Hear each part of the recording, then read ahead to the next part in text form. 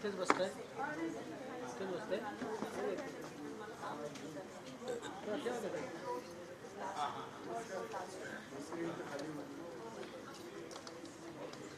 No, no. That's why I'm volunteer.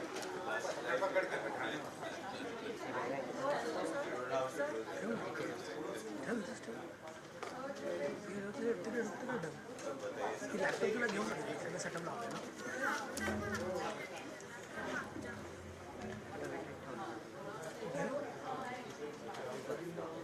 ठीक आहे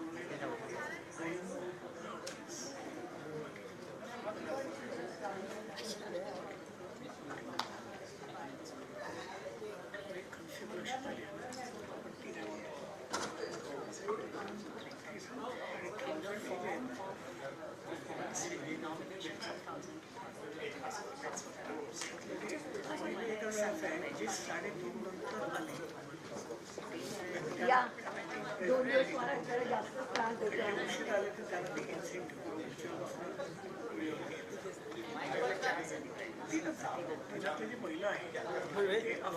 audio येतो येतो येतो येतो ना इकडे जायचं का निघून गेलं तिकडे इकडे जायचं तू पुढे बघणार बॅग पुढे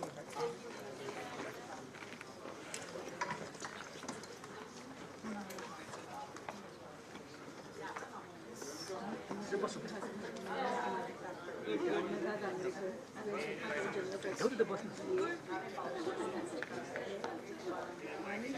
असंख्य कला कविता करते वेगवेगळ्या प्रकारचे करते सुंदर गाते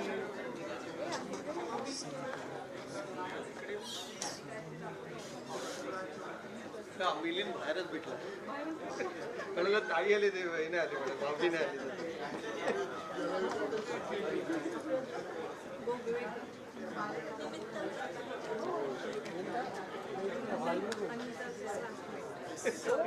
हम हमेशा क्लासमेट कुठे एका ठिकाणी बसणार ठीक ठीक ठीक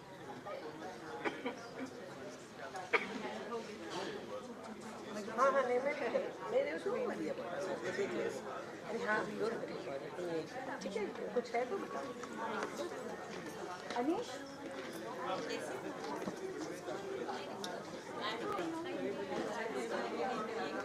नमस्कार अरे वा वा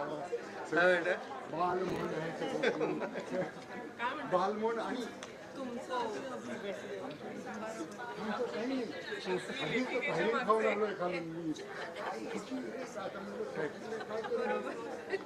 तिला सगळ्याचा मुंबईचा ट्रॅफिक आहे बसा बसा फ्री कुठे कुठे ठेवलेच आहे बोल वावरी सगळं इथं सगळं ठेवलं हो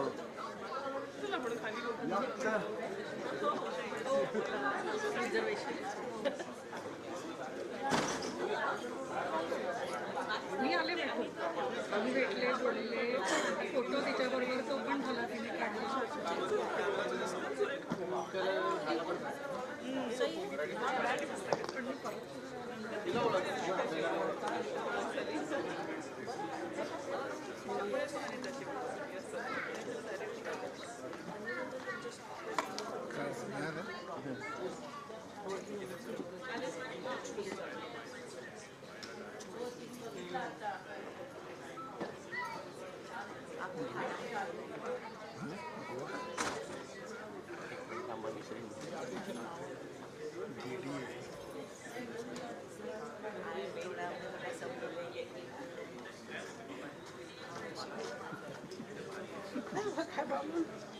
मला काय वाटलं माहिती आहे ऑर्गनायझरने दिलेलं आहे म्हणून असू दे की आपण पण काय ह्याला आलोय हो नाही त्यांचं काम आहे मी परत म्हटलं तुम्हाला की मला काही प्रॉब्लेम नाही कारण मी बघा आपलं आणलेलं आहे आणि आहे आपलं चालू पण केलं आमचं पण आहे पण काय आता स्ट्रीमिंग पण चालू झालं माझं तुम्ही अजून केलं नाही आता माझं पण लावलं आहे पण मी टाकल्यावर ना बऱ्यापैकी सगळे लाईट गेले होते. हां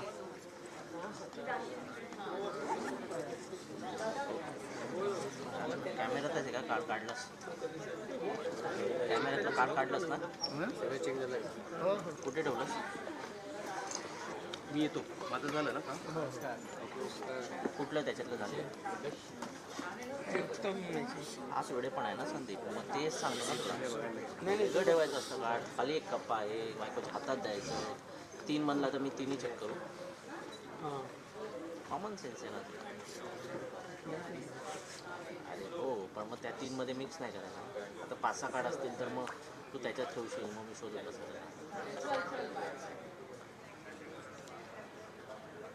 अरे सगळं मान्य आहे संदीप पण कॉमन सेन्स आहे ना ते कार्ड खालच्या टप्प्यात ठेव कॅमेऱ्यात एवढे टप्पे असतात कुठेतरी ठेव आणि नंतर बायकोच्या हातात ठेव असं काहीतरी करायचं तर 3 मला चेक करायला लागेल मला पण लक्षात कॅमेरातच ठेवायचं.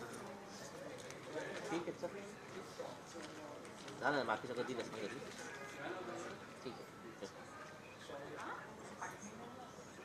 कॅमेरातच ठेवलं असतं तरी चालेल सांगायचं कॅमेरात कार्ड ठेवलेलं काढलं नाही. हे असे लहान लहान मुलासारखं कर. हां हे करू बोलाव करू का? नाही थांबा 3:30चा टाईम दिला असं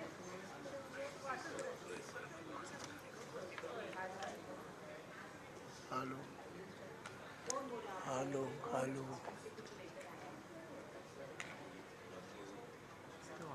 MI1 टाकलं ना हां नाही कोण बघतोय आहे ऑडिओ पण तुला आहे ना इनपुट बोलले मग ते बघत होतो आणि इथं वाढत नाही ना.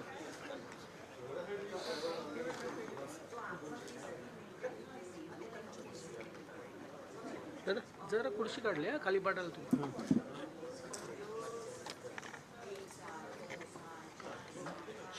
नाही ते जिओचं का चालत नाही ना नाही चालत ते जीवचं दाखवतं चांगलं. नाही चालत आहे वोडाफोन चालतं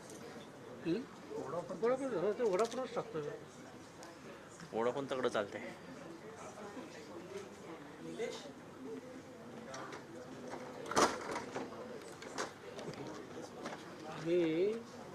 मी एका वेळेस म्हणजे असे 2 लोकांना दिलंय आपला हॉटस्पॉट नाही शेवटला आपण एकच आहोत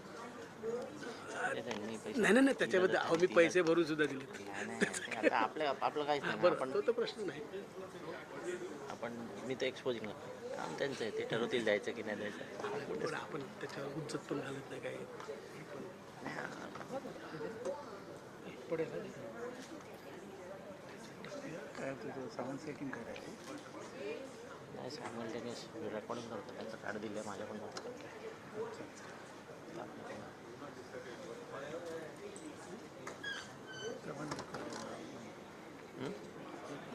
रेकॉर्डिंग क्वालिटी बघायला ते करायचं 108 असो ते म्हणजे 120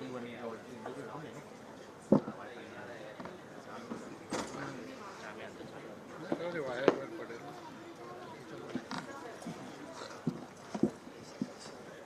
औरंगजेबाविषयी काहीही व्हिडिओ पोस्ट केला की माझ्या कमेंटमध्ये आणि मेसेजेसमध्ये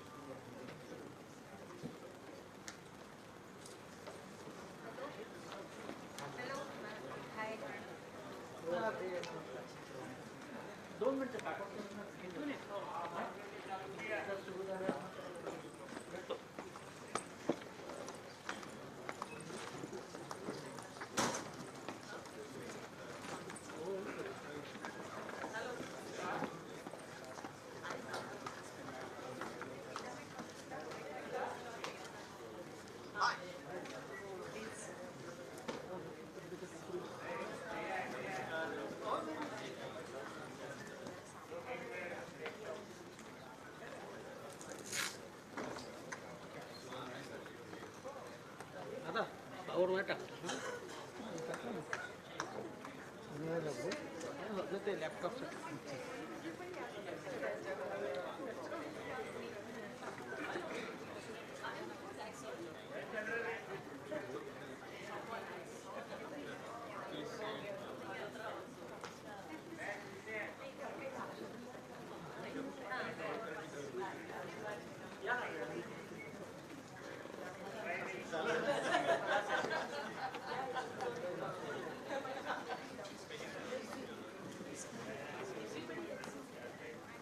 किती टाईम आहे 3:30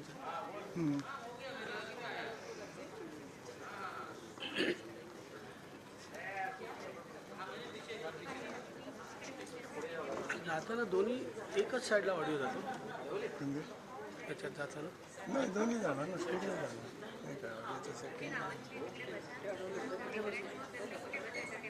आता इनपुट व्हॉल्यूम हा घेतलेला आहे HDMI 1 घेतलेला हां हां हां आहे HDMI मधनं ह्याच्यातनं येणार ते दोन्ही ते जायला आता ह्याच्यात तुला बॅकग्राऊंड म्युझिक चालवायचं तर बॅकग्राऊंड पण चालू अच्छा तुम्ही त्याच्यात म्युझिक टाकता ना ते हां बॅकग्राऊंड म्युझिक येतं कधी हे टाकता येतं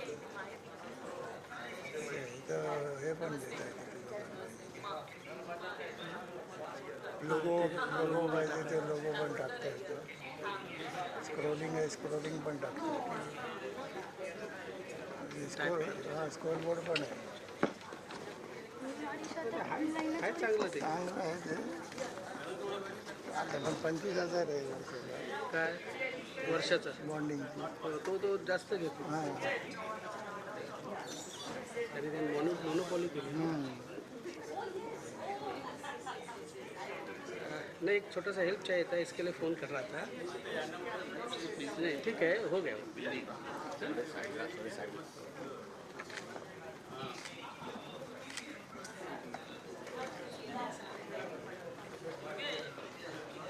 Hi, how are you?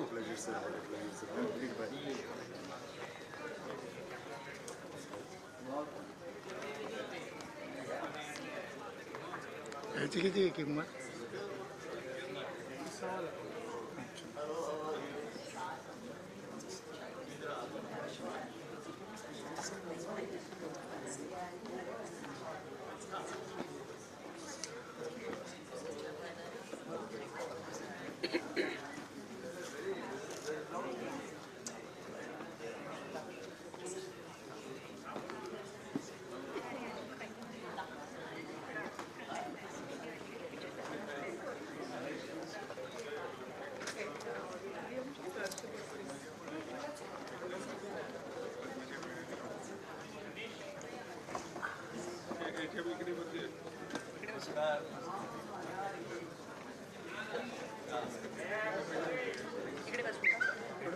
अडवले हो इकडचे रिझोर्ट इंडियावाले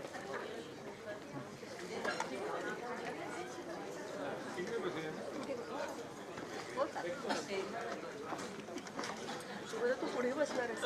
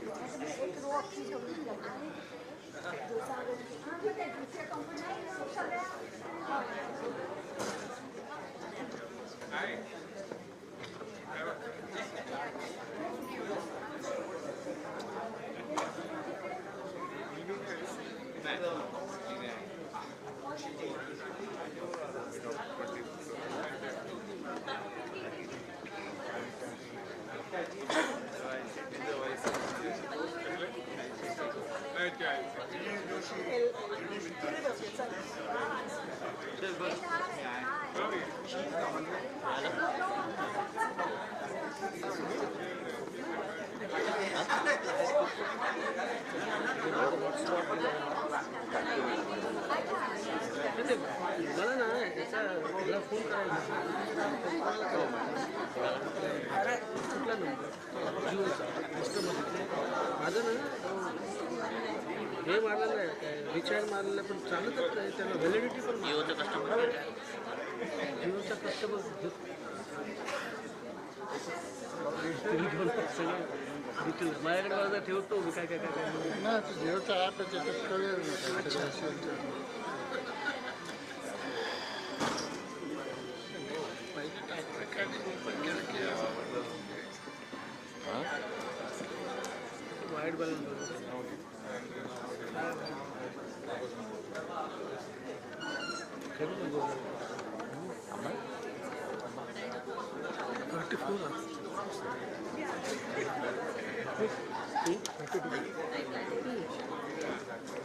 मिक्स केलेलं आहे म्हणून आहे ना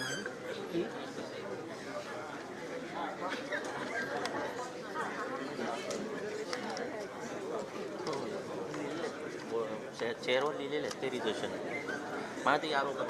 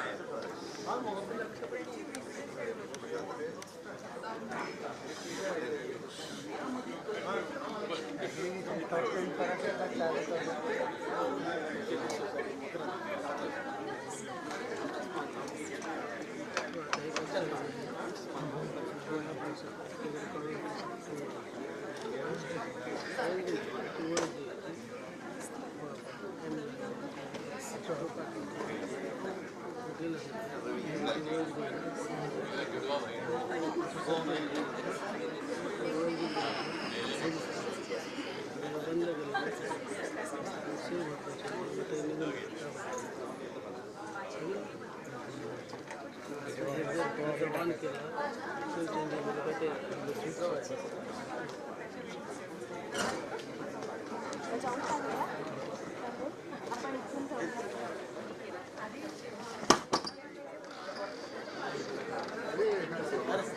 तुला फोन करू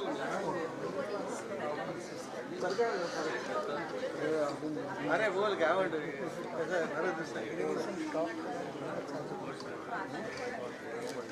स्टॉप करून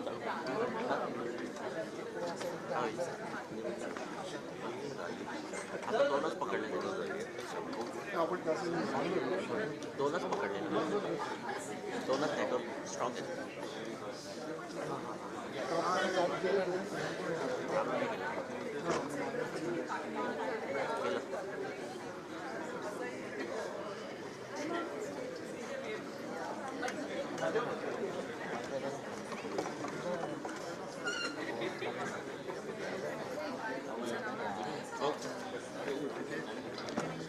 तुझ्याशी बोलेल का माहिती बिझी असेल ना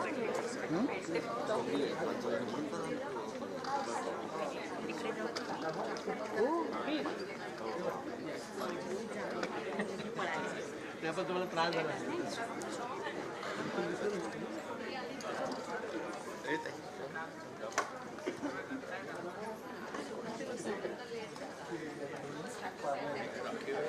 तसे आहेत तिकडून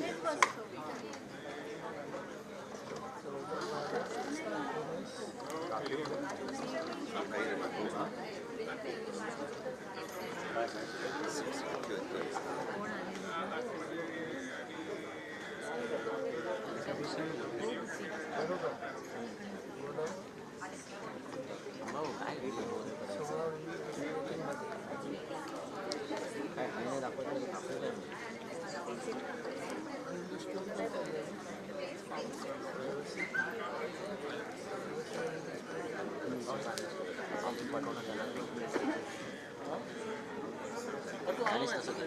त्यांनी सांगितल्याप्रमाणे येऊन बनवलं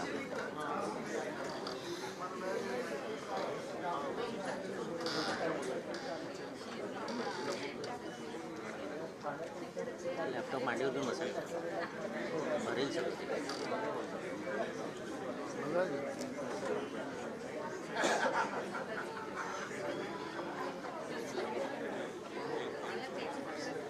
कुशाल कुशाल कुशाल कुशाल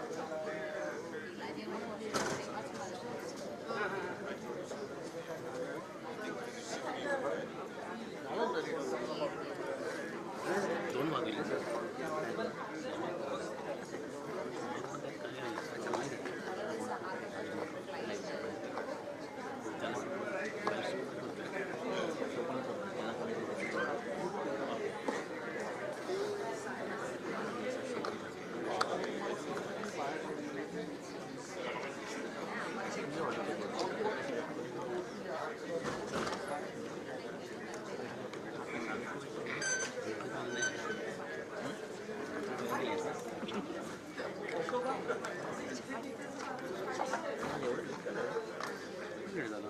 पाऊस पडला जोरात. समाला फक्त आवाज त्याच्यामध्ये आम्ही चालू 3 वाजता काय समाला फक्त आवाज झालो आम्हाला 2 वाजता सांगितलं आम्ही चालू झालो एवढं सामान घेऊ कारण टॅक्सीच नाही यायचा पाऊस पडला नाही मला मिळाली टॅक्सी हो डिस्टन्स कमी म्हणूनच मिळत नाही या बाजूला आम्ही चढत आलो असतो पाऊस नाही होतो ना म्हटलं इथे नंतर जास्त करून येऊ ईस्टला उतर येतील तरी ना म्हटलं आम्ही ईस्टला उतर तिथेच मिळाली पाऊस पडला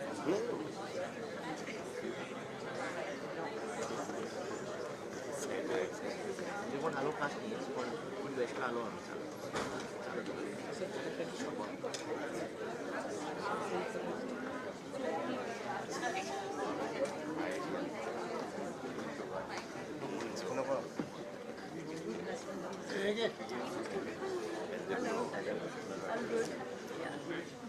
नंबर पाहिजे ना तो शोधत मी पण शोधत होतो. मी म्हटलं गेलात कुठे 1800 म्हणजे 1800 896 49 म्हणजे 9999 किंवा रिलेटेड टू मोबाईल 199ला पण जाऊ शकतो. नुसतं 199ला ना नुसतं 199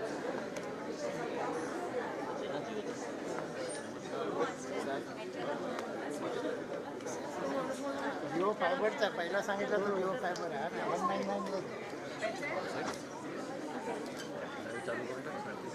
करू वेटिंगला आहे पण काय फोटो दे चालू करा गो करा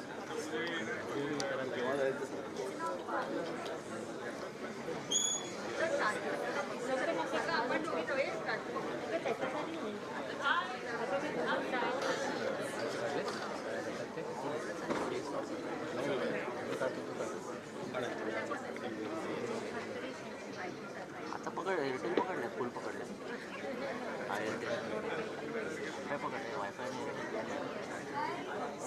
एवढं पण नाही घेते नाही घेते वायफाय डाऊनलोड दाखवत पण नाही गरज नाही गरज नाही आहे स्टील असेल ना नाही आता का नाही दाखवते दाखवतच नाही सिम का नाही दाखवते ऑडिओ बरोबर झालं हो ऑडिओ आला तिथला टेस्टिंग केलंच नाही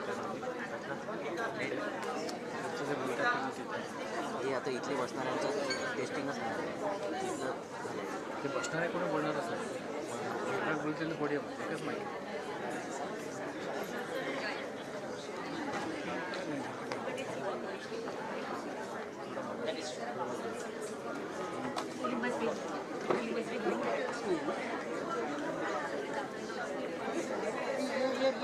एवढं कसं डाऊन हार्ड राहिलं कधी वापरतो टेस्टला वापरतो मध्ये कधी विसरले ते बटन काय करणार कुठे वापरतो बॅटरी बॅटरी बोलतो याची बॅटरी आहे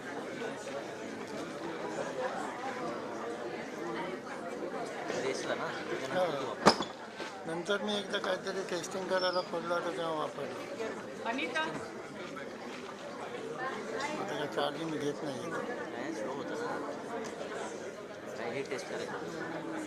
हे टेस्ट करायचं होतं. नाही दुसरं एक काहीतरी डोक्यात आलेलं त्याच्यात तो ह्याचा कॅमेरा घेतो ना, लिंकवाला कॅमेरा, ते बघायचं म्हणजे हा कॅमेरा तिकडे झाला.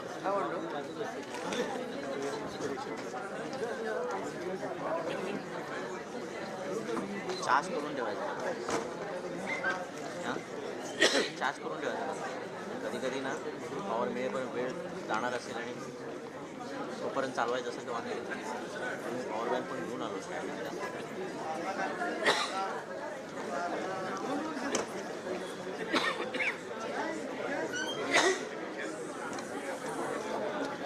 आता मगाशी आपण हे लावलेलं ना, साठी लावतो ना मोबाईल, तेव्हा तो मोबाईल चार्जिंग घ्यायचा. ते 2 मिनटात लावलं, लगेच काढलं. थोड्या लावून लगेच काढलं, लगेच मिळालं.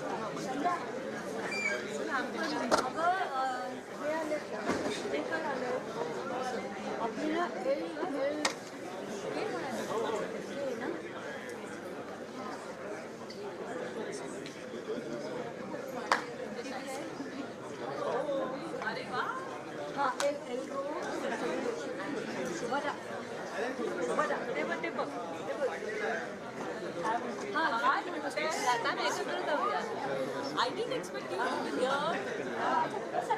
नाही, I didn't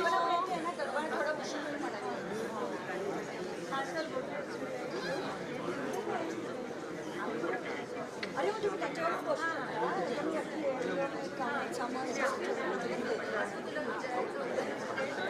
त्यांच्याकडे मी माझे केव्हा केव्हा येते, केव्हा आलीस तू? अगं मी घरी जाणार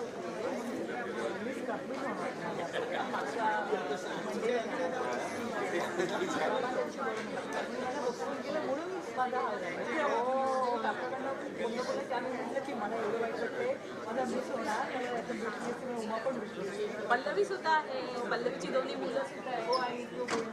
हो, अनिश बोलणार आहे. So there is plenty of people.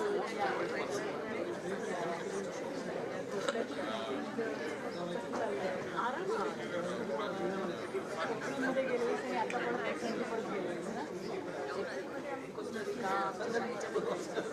सगळे पन्नास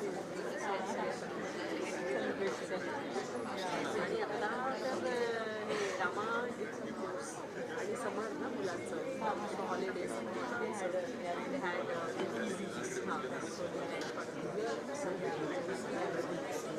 बरेला आता आपच होतं आता डिसेंबरमध्ये ते मुलं येतील. या आजकाल तर आणि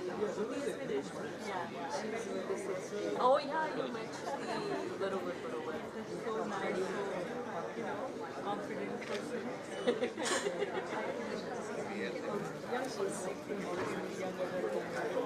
हां ते हां she is on her own नाही आहे. So she is on her own. She has to manage काहीतरी मॅनेज करतो.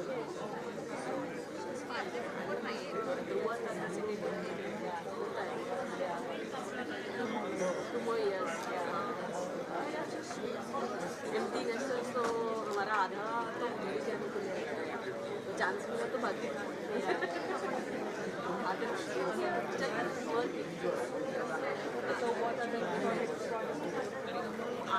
एजुकेशन म्यूजिक डांस स्टार्टअप है young artist.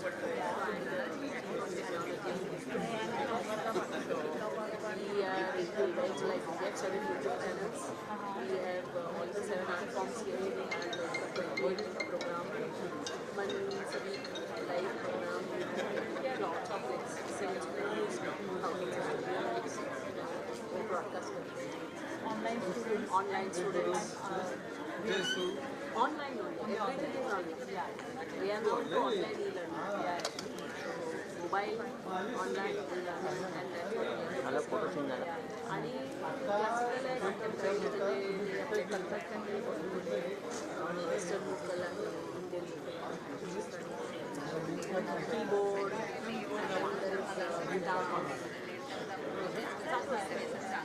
It's a different world. Like 16, Anil from this banking finance.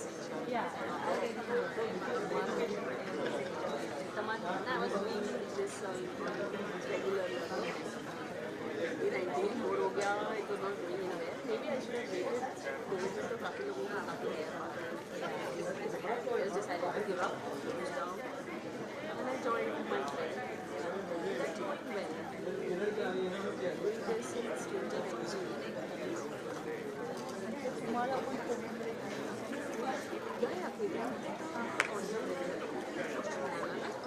So in fact, demand increased many fold. So that is good actually. And because they demand online, fundamental needs like that. We are fighting students, they find these आता आमचं आहे असं similar ऑडिटोरियममध्ये full programme. सो आणि तुझी मुलं हे करायची drama 9 वर्ष केलं त्यांनी. आता ते don't know much like they are part of association अशा Adidas. And there is also another which is part of the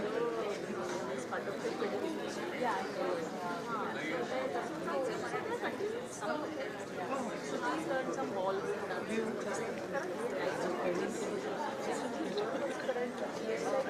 एक मिनिट ऐका ना, त्याला आशिषला ओळखतो ना? हो त्याला आहे. यानं नाही पाठवलं कधी सर मला नंतर पाठवतो.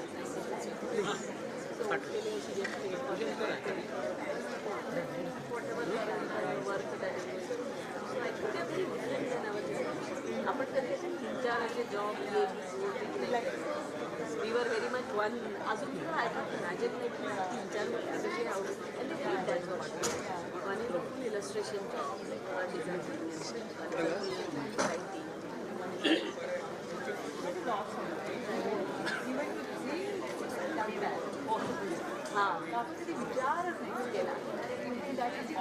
ऑप्शन. चला आपण एक फोटो बघूया. I should tell you that now I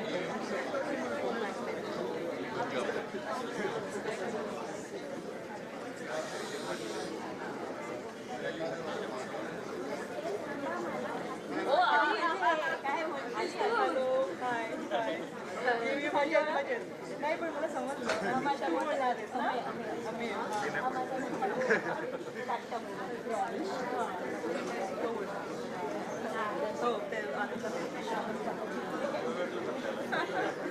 अच्छा इथे नॉन स्टँड ना.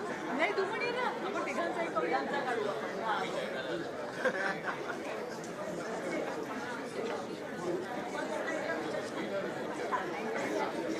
मी 8ला आले. काय क्लिक केलं म्हणजे डोळे बारीक बारीक.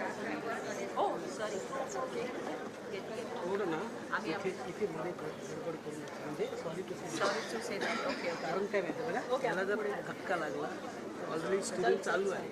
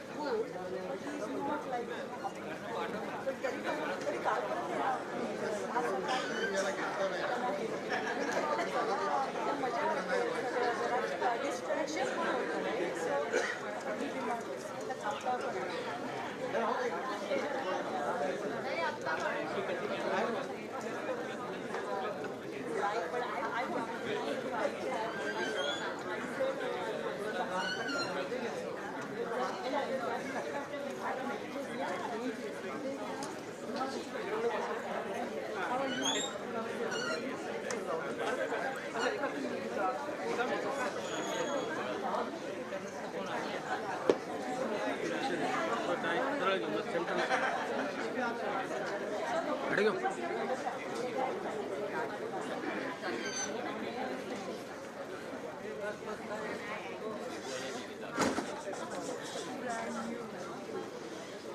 How are you?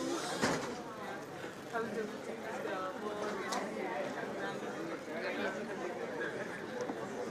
Yeah. You were studying also?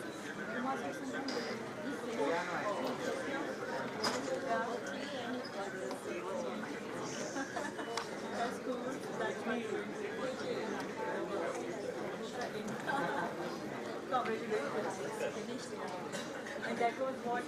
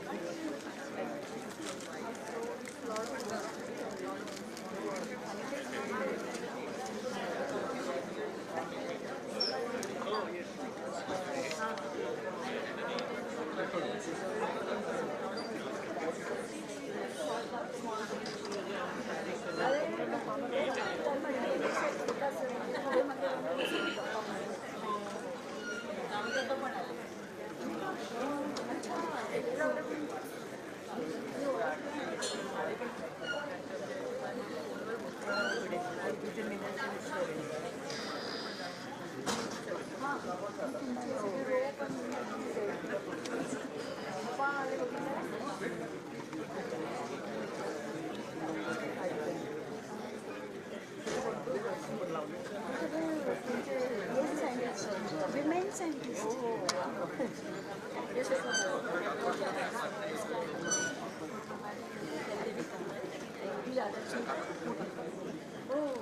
हे हैदराबादला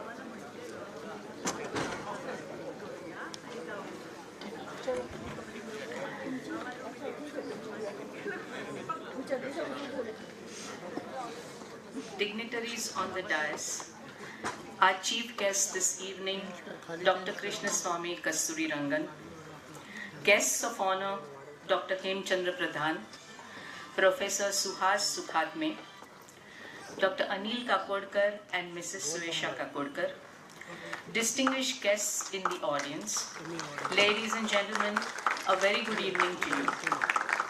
With absolute pleasure, I, Dr. Minal Matre, welcome you all to celebrate the life and achievements of one of India's most distinguished scientists, Dr. Anil Kakodkar, as we unveil his biography.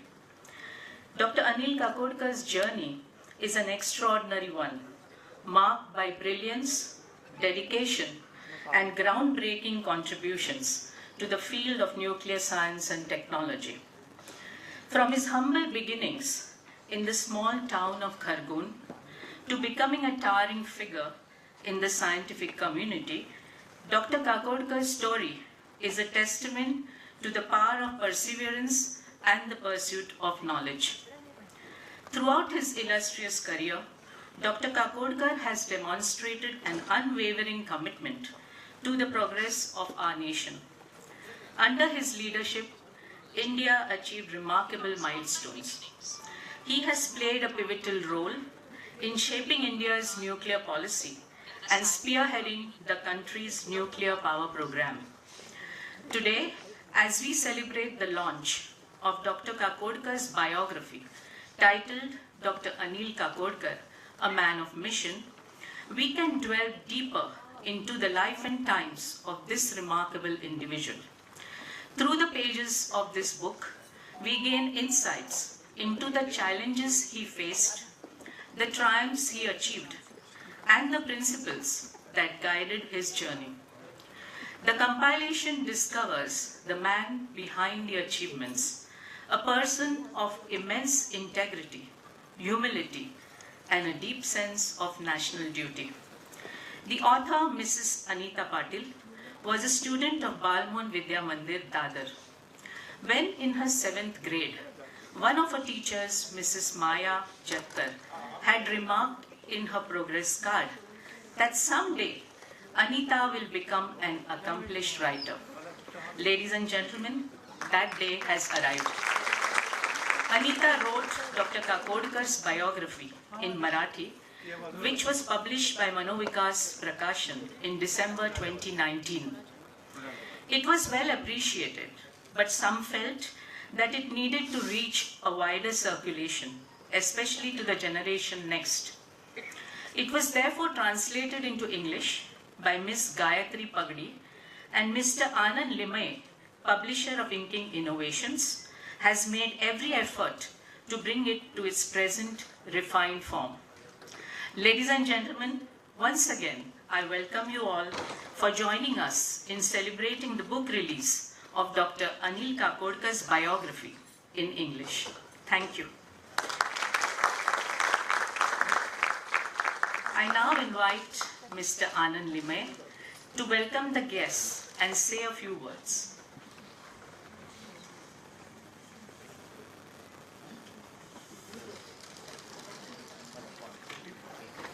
Thanks, Anil.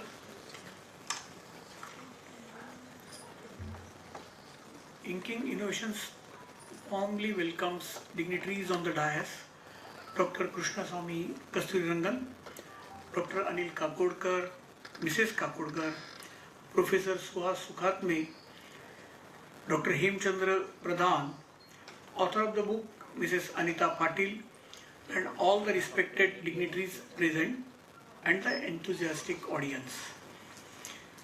Within a span of 10 years, Inking Innovation has published more than 100 books, quality and content driven. The range extends from Yanni Itias Gadola, authored by Dr. Dhananjay Keer, to the autobiography Charevati written by the Governor of Uttar Pradesh, Sri Ram Naik, and the recently published autobiography of the freedom fighter and first PM of Bangladesh, Sheikh Mujibur Rahman, Apurna Atmakathan.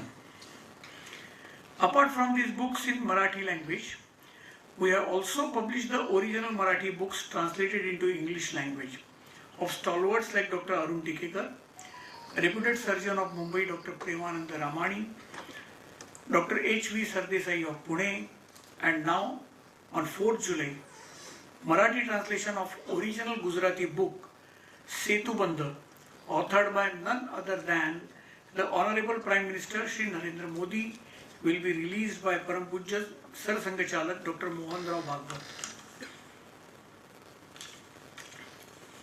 Even though the number 100 appears to be a small for publication house, we have the honor and pride to state that every book can be looked upon as a reference document and a message giver to the society. The book that is being published today, Dr. Anil Kakodkar, a man of mission, written by Mrs. Anita Patil, is no exception to this legacy. This book stands out for its quality and is different niche to altogether. We feel extremely honored and humbly take pride to publish this book and thank Mrs. Anita Patil and Dr. Anil Kakodkar for giving us this opportunity. Our gratitude to all stalwarts on dais who are present here to grace the occasion. Moreover, we are grateful to Gayatri Pagdi for translating this biography from Marathi to English and Susan Lillywhite for editing the same. The publication of any book is success only due to the presence of true readers. We also thank you all for being personally present here. We have made the book available at a special discounted price of Rs 750. If you are interested or gift anyone, we have made this book available on Amazon too. Happy reading. Jai Hind, Jai Maharashtra.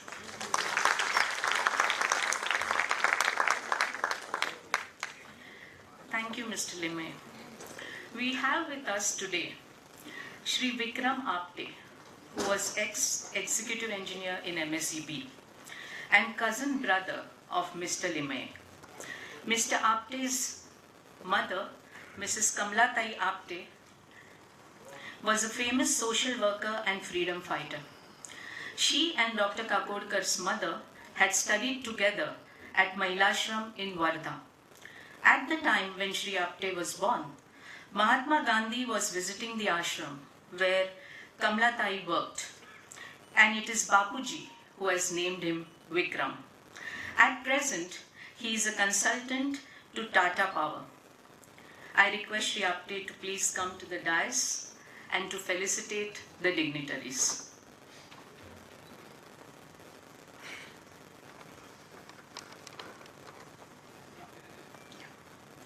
Our chief guest, Dr. Kasturi Rangan.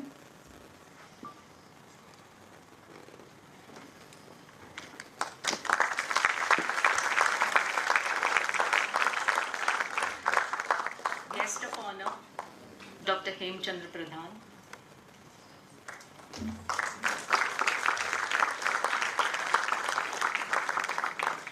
Guest of honor, Professor Suhas Sukhatme.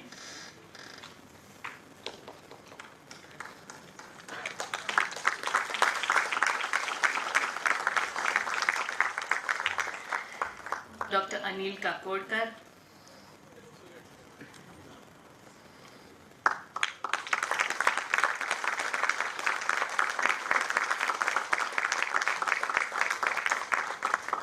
Mrs. Suesha Kakodkar.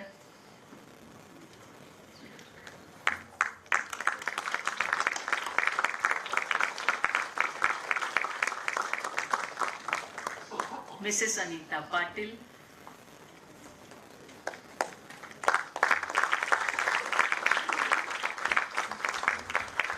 And the master ceremony, Mrs. Meenal Matre.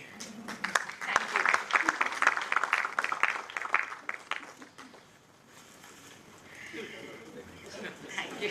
Thank you. Please put your hands together for the author, Mrs. Anita Patil, to share her thoughts with us. Anita Patil.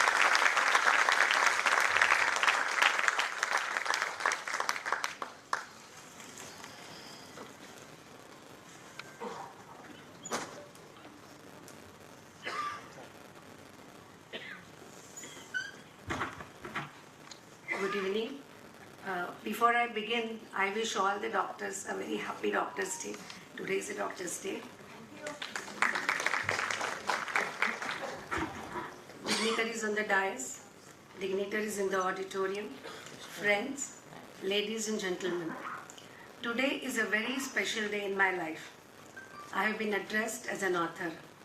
How I became one is an interesting story which I have narrated in author's note. I profusely thank Mr. Arvind Patkar of Manovikas Prakashan for making me an author. This biography was originally written in Marathi. We all address Dr. Kakodkar as Sir. We have knighted him in our own way. When I began working on Sir's biography, the feeling of elation at the prospect of being a part of this great project was phenomenal. But gradually I realized what a burgeoning project I was dealing with. A big thanks to my family for supporting me. My husband Rajiv is a rock of Gibraltar. My son Vibhas became my teacher and made me techno-savvy. My mother and mother-in-law told me to focus on writing, and my brothers Kishore and Chandrasekhar reassured me that I could do it. So the journey of writing began. Everyone knows that Sir is a great scientist, a visionary, a towering personality, and has been a recipient of number of prestigious awards and honors. If so, what did I want to write? Certainly not an anecdotal narrative or just a descriptive biodata. I wanted answers to so many queries I had. How do people whose lives are so incredible succeed? How do they deal with fame and glory? How do they handle responsibilities? How do they equip themselves for it? Does the human ego invariably overwhelm growth and success? How do people who have reached heights of greatness face retirement, which is an inevitable part of one's life? How do such people get evolved? Who shapes their personality? Be it international politics, economics, one's core subject, management, administration, for Sir, the only aim is welfare of the nation. How we could do it with such ease? During the Indo-US nuclear deal, how could a soft-spoken, kind-hearted person take a firm stand against superpower like America, insisting that the deal has to be in favor of India? I wanted to know unique qualities in him that make him so special and different. I wanted to know the challenges and conflicts he faced at every stage, how he faced it, and his thought process in dealing with it. It was important to understand his life along with the parallel developments in science and technology in India. I am not a scientist, but I have a quality that a scientist must possess: curiosity. To get these answers, I decided to talk to Sir. We met regularly. Only 4 people could be present for these meetings: Sir, Mrs. Kakodkar, Suesha Kaku as I call her, Sir's sister, Dr. Jannavi, Sushma Tai as I call her, and of course myself. The sessions I had with Sir were simply amazing. None of my simple questions fazed him. Never once did an expression of "don't you know even this" cross his face. He answered all my queries with the simplicity of a grandparent narrating a story to his grandchild. Though Sir answered all my questions, I realized that he hardly talks about himself. So it was important to meet people who have worked with him and who will talk about him. Sushma Tai went all out of the way to take me to Sir's friends, colleagues, secretaries, PAs. In short, I wanted to understand the making of Dr. Anil Kakodkar. My TISS training and my 30 years long experience as medical and psychiatric social worker at the BRC helped me in this journey. Success, fame, power hasn't changed Sir a bit, as the values inculcated by his mother have been long-lasting. She was groomed by Ba and Bapu, and she followed Gandhian philosophy.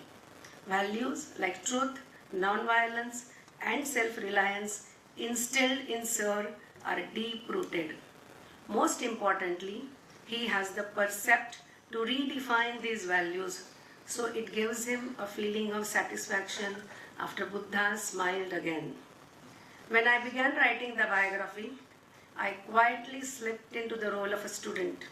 I had to acquire newer skills.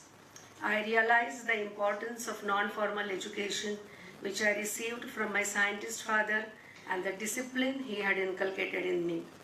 While I was in the middle of the writing process, I faced unforeseen problems: my mother's cancer and Chandrasekhar's cardiac issues.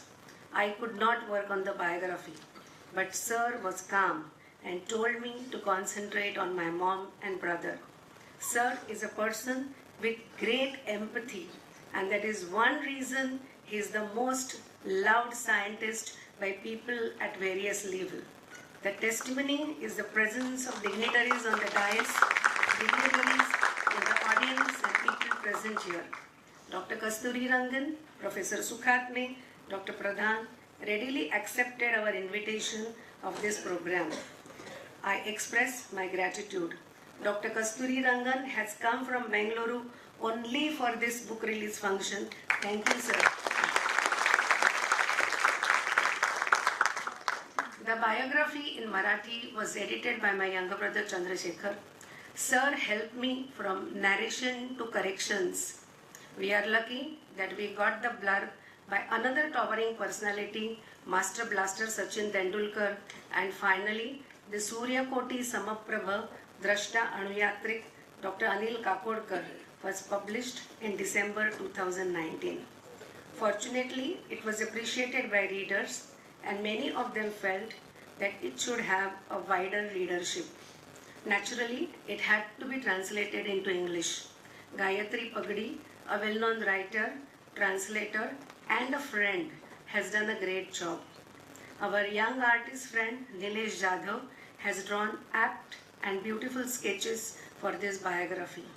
Our publisher, Mr. Anand Limaye, agreed to publish the English version without delay. He has left no stone unturned to make this biography elegant yet beautiful. I, as an author, wish to say that Sir is a giver. I know it for sure as I have received so much from him. My life is enriched. Whatever we possess is for sharing, is the philosophy of Sir and his mother. So I have tried to share with the readers what I got, what I received. Here is the biography for all of you. I am sure you all will love to read it. Thank you.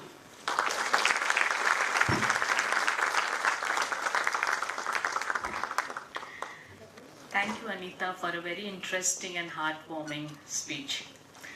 Today we have with us Mr. Anish Kamath, one of the 4 grandchildren of Dr. Anil Kakodkar. He is in the final year of B.Tech in Engineering Physics at IIT Bombay.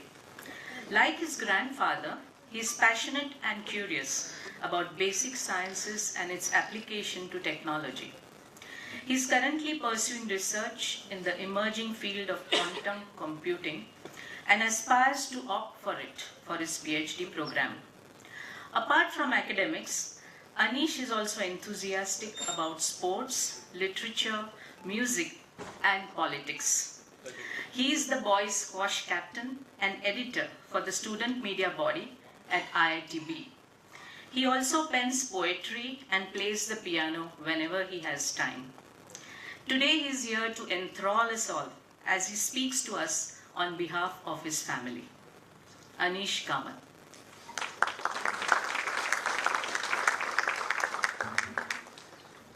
Thank you for the kind introduction.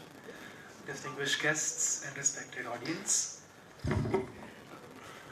good evening and a warm welcome.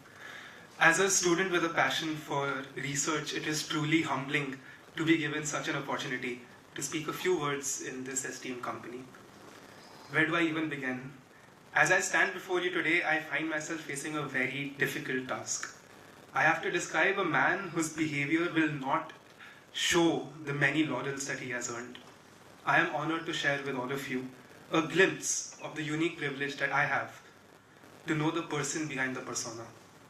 To most of you, my grandfather cuts a very tall figure, but to me, he always was and continues to be my Azoba.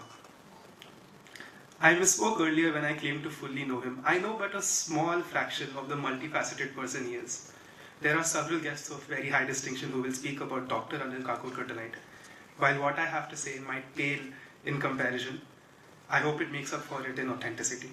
If there is one thing I would remember about everything my Azoba has taught me, it is sincerity. Sincerity to one's work, sincerity to one's loved ones, sincerity to oneself.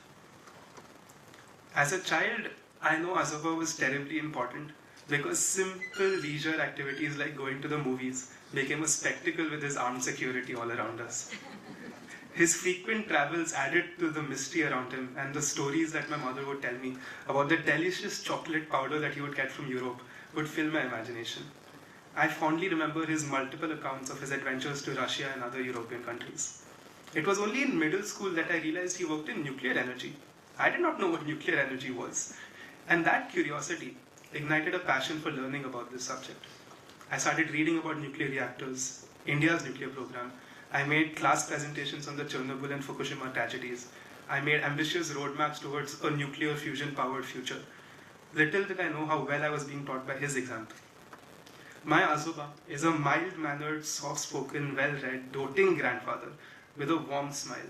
And he was my role model before I knew what a role model meant. As a child, I noticed he treated every single person with great respect. That is a quality that has left a lasting impression in me. An entourage of armed guards accompanying him everywhere he went would always fuel my imagination. But what truly shaped me were the lessons he imparted. To listen and deliberate before answering. To approach unexpected problems with patience and a constructive attitude. To explain without being patronizing. To be polite, but also to be firm. These qualities that he displays every single day became my prelude to adulthood. A very formative incident that I vividly recall even now is when I was a child. Azoba had just left home after visiting Hyderabad, where I stay. I had exhausted my parents' patience during one of my infamous childhood tantrums, and my tired mother scolded me, sharing that Azoba had cautioned them about my increasing arrogance. The possibility of his displeasure or disappointment in me was not one I could bear, even if he never expressed it directly to me. And it immediately set me on a path of self-improvement, cultivating traits which I recognized as virtuous in him within myself. A consequence of the generations that separate us is that I heard more about Azoba's work post-retirement than I ever did about his nuclear contributions. I learned about him contributing to the concept of sillage or bringing the city to the village. I learned about his contributions to seawater desalination. But I knew very little about his contribution to India's nuclear dream. His innate nature to continuously give back to society by putting all of his hard-earned standing, his natural acumen, and the honed intellect to productive use for the betterment of this country will shape my perspective of him. He will always be involved in attending meetings around the country, imparting his wisdom on such a wide array of subjects that one can only imagine how much knowledge he has accumulated throughout his diverse journey. I grew up knowing my Azoba as a man of unlimited energy, filled with vision and purpose, far beyond conventional career milestones. During my JE years, Azoba unknowingly played the most important role in my life. As a young adult, I wanted to improve myself in a rigorous, systematic manner. After many weeks of introspection, I realized that every quality that I found good and virtuous, I had seen embodied within him. The grace with which he conducts himself, the empathy that he displays, the drive that energizes him even now, well past retirement. All of these are qualities that influence the person that I aspire to be.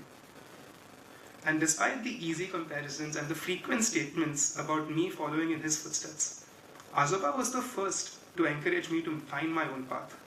He championed lifelong learning, and everything I learned, he was doubly excited to know about. Over the last couple of years during my stay at IIT Bombay, I have truly cherished his presence in my life. I had the privilege of having a warm home just one bus ride away, and we would often engage in lengthy discussions about the merits of an intertwined approach to engineering and science. While my early momentum drove me towards nuclear energy, some very pragmatic discussions about the future of this world, the future of technology, and the trends of global investment in academics and research nudged me towards the currently blooming field of quantum computing. His foresight back then underlines my principles of research even now. You must always add tangible value while following your own passions. For all of my cousins and for everyone that I have met, Azoba has one very fundamental advice every time someone asks him. Do what you love. Follow your passions. Whatever that may be. He stressed the importance of cooperation between academia and research so that technology can grow, because neither one can survive without the other. And these discussions have instilled in me a strong resolve to pursue a doctorate. Often, due to the demands of my time at IIT Bombay, I had to cancel plans of coming home, even if it was for holidays like Holi. And I would sometimes go months without meeting my grandparents, despite living so short while away. And these occasions, Azoba was the first one to encourage me to explore the culture that my campus provided, because he knew that education is just a part of the value that college adds to one's personality. However, he always valued academic excellence, and in every meeting, and if not a meet, he would always initiate, he would call once, twice a week, and he would inquire how my classes were going, he would inquire how my courses were going. And because of his immense knowledge in every field, we would have stimulating conversations about everything from chaos to nuclear energy. The dinner table conversations that we have at Thane always carried a very rich diversity of information. We would talk about government policy, some news in the paper, education, politics, agriculture, the seasonal changes and how they impact cultures, the various distinctions between our Konkan background, the place we stay at, and I have grown up in Hyderabad, the culture that has grown up there. Anecdotes of his visits to various places, thrilling travel tales, and humorous accounts of eccentric characters that he has met. I feel immensely grateful to have had such a figure in my life. Someone who could understand my qualms before I could phrase them. Someone who anticipated my desires before I expressed them. Someone who encouraged me to take the harder roads, yet always welcomed me to a warm home. Above all, my Azoba is a storyteller with a knack for making dreams come true.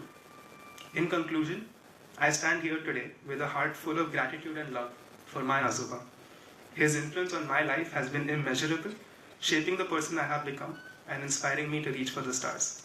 I am privileged to have known the person behind the persona, the man who embodies sincerity, wisdom, and kindness. Azoba, thank you for being my guiding light and helping me make my way through.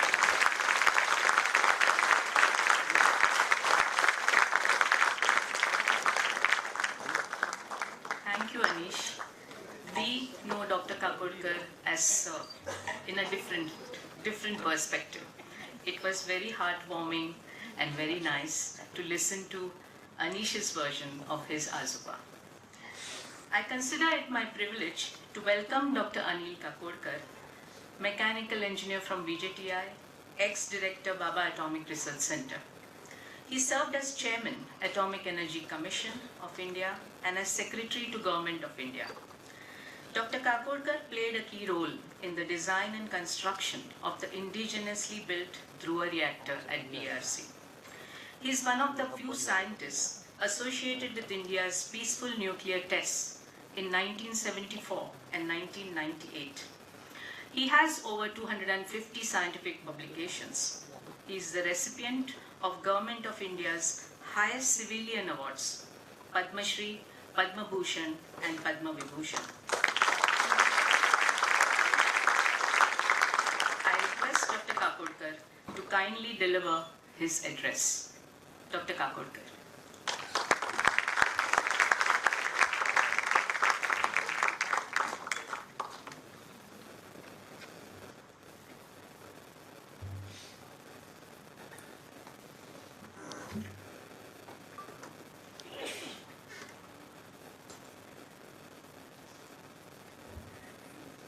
Dr. Kasturi Rangan, Professor Sukhatme, Dr. Pradhan, author of the book Srimati Anita Patil, publisher Shri Anand Limaye, and I'm actually overwhelmed to see so many friends and dignitaries in the audience, ladies and gentlemen.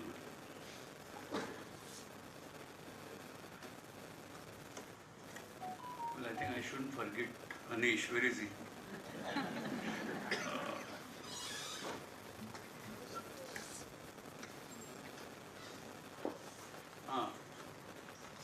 No, I wanted to also thank you.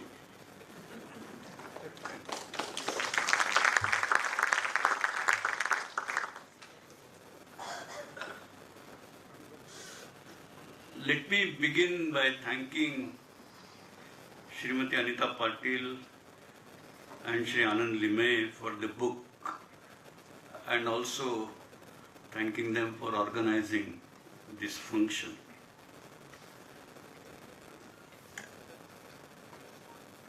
Let me also thank Chandrasekhar and also Srimati Gayatri Pagdi for contributing to this book, and of course all dignitaries here for their presence.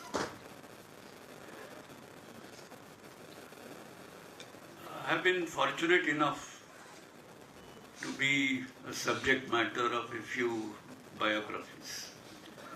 Some small and some like what Anita has written, thick ones. And at some stage, I felt it's necessary for me and my colleague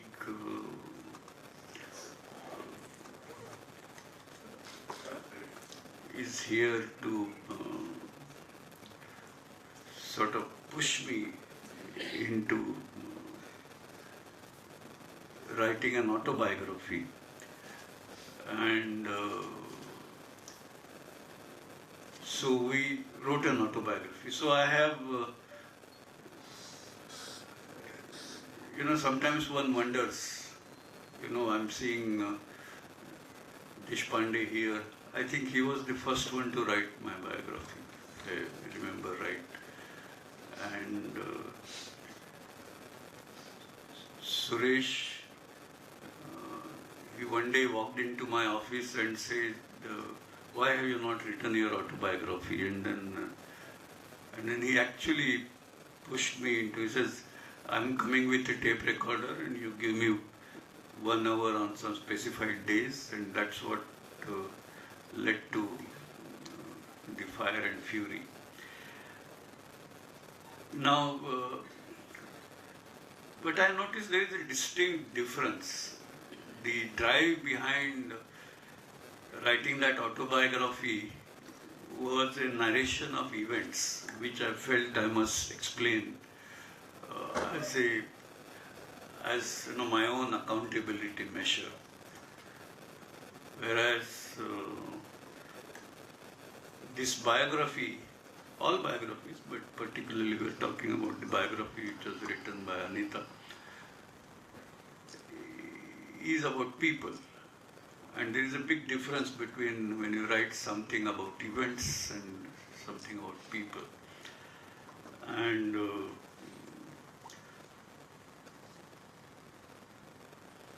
we just heard from her speech a perspective, completely different perspective, which I don't think I could have managed to bring it in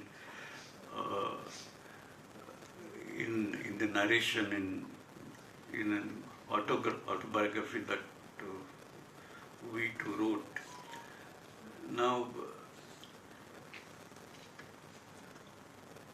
and for me particularly, writing a narration which is, a biography or autobiography, writing about people, I feel it's so embarrassing. And so I would have never written. And then of course you discover when you read that oh, you do possess something which you didn't know. So thank you, Anita. And thank you, Anish, both of you. And then Anita did such a great job of the first Marathi version of this biography that won a state award. And I'm not sure how many of you know, but it's like first attempt to win a state award in the category of biographies. And then of course it was only natural that has to reach wider cross-section of people, and so the English translation is before all of you. Now, I want to also, before I get into some further narration, I want to sort of define or identify some key challenges. And for retired individual, we have plenty of degrees of freedom to imagine challenges. Sometimes we imagine challenges when there are none. And also sometimes we think we have solutions, and want to impose on others. But leaving that aside, there are a few developmental aspirations, and I think the way things are going, whether it is on the energy domain connected with the constraints arising out of the net zero scenarios which are building up, or for that matter, the constraints which are arising because on one side the wealth is growing and on the other side disparities are growing. And so there are some people who appear to be flourishing. Maybe you can say everybody is flourishing, but the unhappiness also seems to be flourishing, although each one of them is moving upwards. But it's just that disparity factor which leads to some degree of unhappiness, and that leads to several manifestations which some of them are not very good, and one wants to, since you have time, you want to think about them, reflect about them. So this is what I do these days in my post retirement enjoyment. And whenever somebody asks me what do you do, I say I enjoy my retirement, and that's what it is. Now, one word about nuclear. Somehow, of course, some of us have been saying that for a long, long time, and will continue saying that. But it's very, very clear that while there may be some apprehensions, there are fears about atomic energy, but to me, India has only two choices. Either meet or realize the aspiration of being a developed country, aspiration of taking quality of life of our people comparable to what it exists in the so-called developed countries of the world. And if you want to do that, there is no way in a net zero world, there is no way one can reach that aspiration without nuclear power.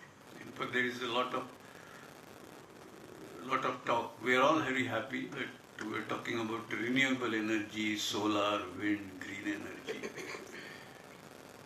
But you can perhaps live at the level we are, or maybe a little lower than what we are, with whatever renewable energy one can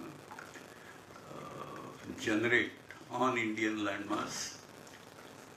But there is no way you will reach a position comparable with developed countries of this world if you don't take recourse to nuclear. This is something very clear. I'm not sure whether this is clear to most of us, or for that matter, this is clear to the important opinion makers in our country. So I feel there is something which is kind of deficiency which when I ask whose responsibility it is if people do not know, and I think we have to admit that it's our responsibility. And so I think one has to continue working for this and see that everything happens to make sure that India is energy secure and it kind of take all people of this country to a quality of life comparable with advanced countries of this world. Now,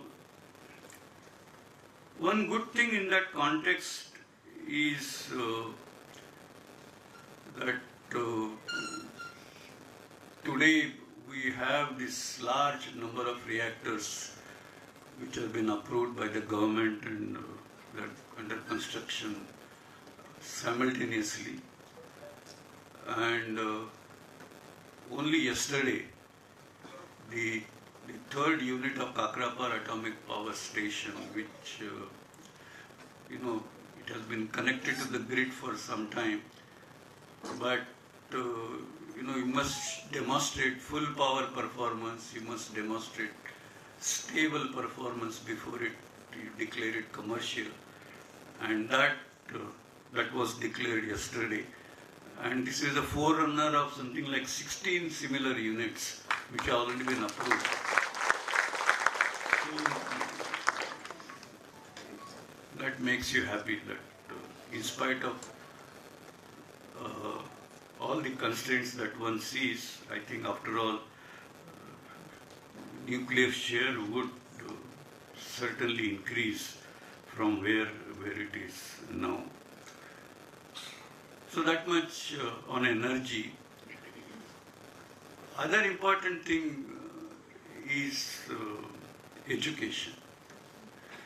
In corporate world we talk about what are the three verticals, or 3 or 4 or 5 verticals. So for me there are 3 verticals: energy, education, rural development. So I'm going to bore you with each one of them. So I finished with energy.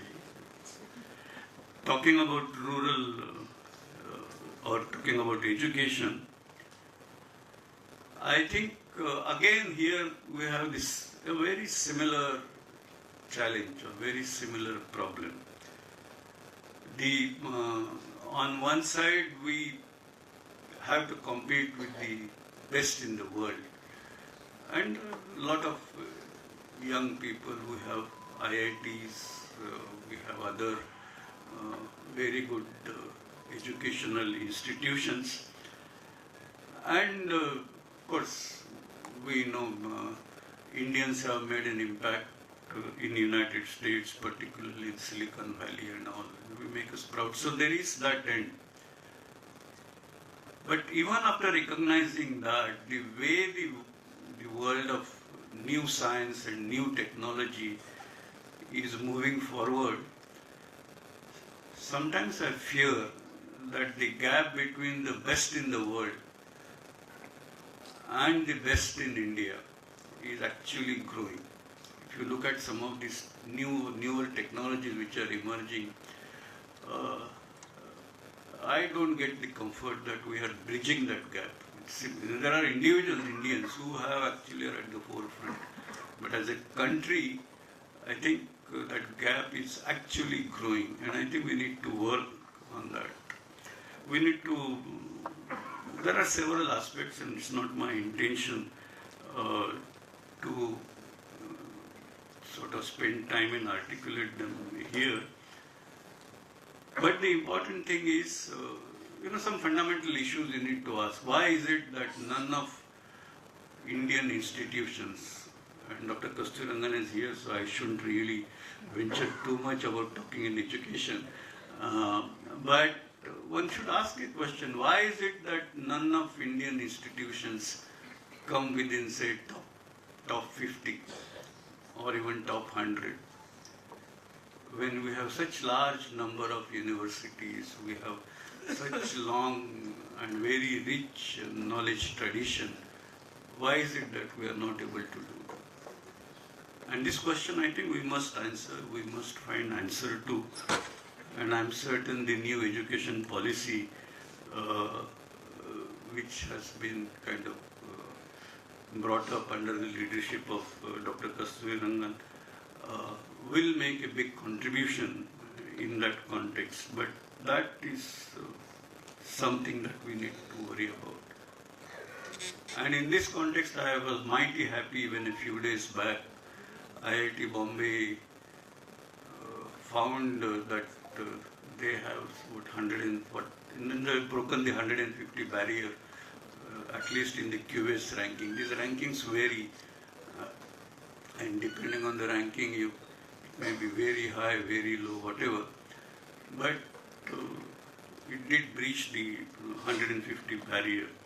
So it makes you happy. But even then, this issue about the widening gap between best in India and best in globally. And I'm talking about in the so-called disruptive technology and the impact they are making. In that context I'm talking about. And this, I'm more than convinced that unless in our ecosystem we have the so-called triple helix architecture brought in a very sound manner, this is not going to happen. And we have, I think, some ground to cover in terms of nurturing that triple helix architecture in which the academia, the research community on one side, industry on the other side, and the government on the third side. All of them become a part of a strong group of actors, as it were, working together in an interconnected manner. I will leave this there, but there is another aspect of disparity, and that is now disparity between the best in the country and the rest in the country. And again, in education there is huge disparity, and of course you see that disparity in many other areas, the so-called economic divide, digital divide, access divide, and so on and so forth. And so I feel it's important that just like we talk about ecosystem for innovation, I talked about triple helix architecture, that also is a kind of ecosystem. We need an ecosystem in villages where the best in education and the technologies which are relevant to that part come in together. And everybody in rural India is empowered. Just to cite a simple example, India's economy consists of 50% service sector. And in service sector, IT has made such a big impact. And India, we are a powerhouse, IT powerhouse.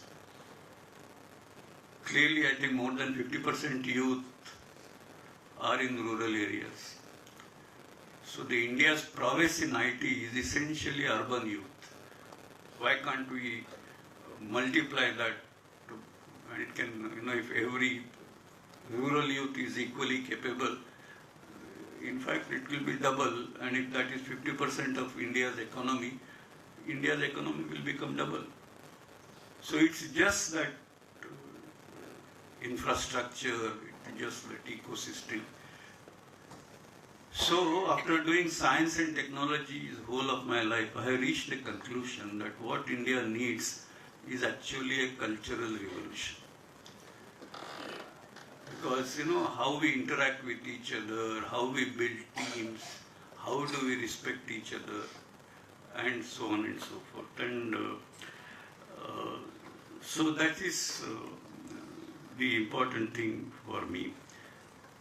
And then once you talk about that, these barriers of disciplines completely vanish. And so, to me, rather than whatever autobiography that I have written, which essentially talks about events, I think the biography which Anita has written, which essentially, maybe it may be talking about Anil Kakodkar, but you remove Anil Kakodkar from there, it talks about individuals. And I think we need to create a transformation amongst us, among the Indian society, where I think in the answers to all these questions, why we don't have, in spite of so many universities, why is it that see, when Oxford, Cambridge, and many, if you take a list of, say, top 10 universities in the world, 8 of them, and regardless of which ranking system you are looking at, 8 of them would be more than at least 200 years old. But in India, if the institution becomes 100 years old, a decay sets in. Why our institutions decay when abroad institutions do not decay? And again, it's a part of the same cultural revolution that must happen. And reading Anita's book, I realized that there is huge deficiency in us. So, as scientists, we can't see something which somebody like Anita can see. So, congratulations, Anita. The last point I wish to make is when do we see developed India? Dr. Kalam used to say, he actually had an ambition and target to see India developed in 2020. He used to say that time and again. Now we are past 2020. Now we are all, completed 75 years. So Amrut Mahotsav is over. We are in Amrut Kal. And we are all looking at 2047 when India would complete 100 years.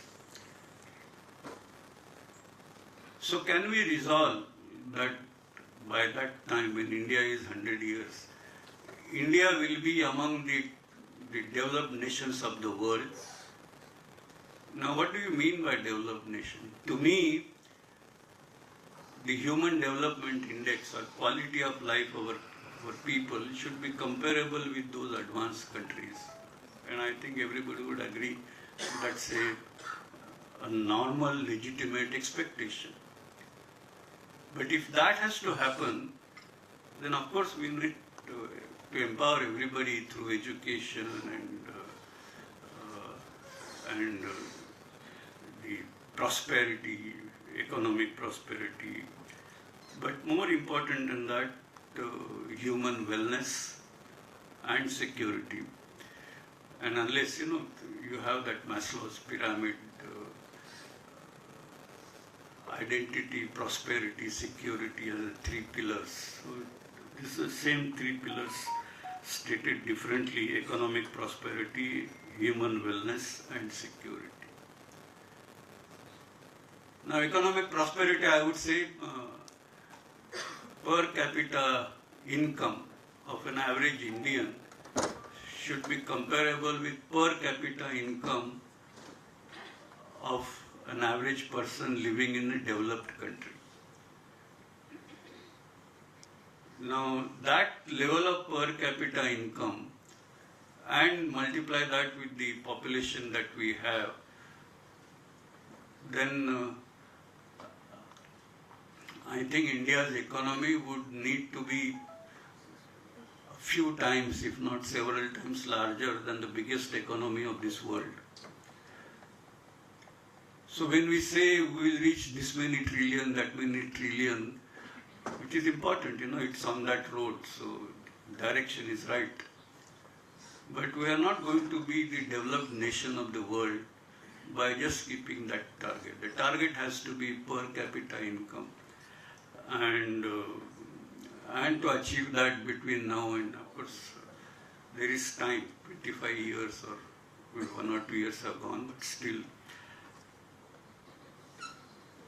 how can we achieve that? Even if we get that wealth, that doesn't mean that we'll get, we'll create a good society. That not all rich societies are benign. Rich societies also tend to be exploitative. We are seeing this. The developed world is not so benign towards the developing world. So what is it that needs to be added to that prosperity?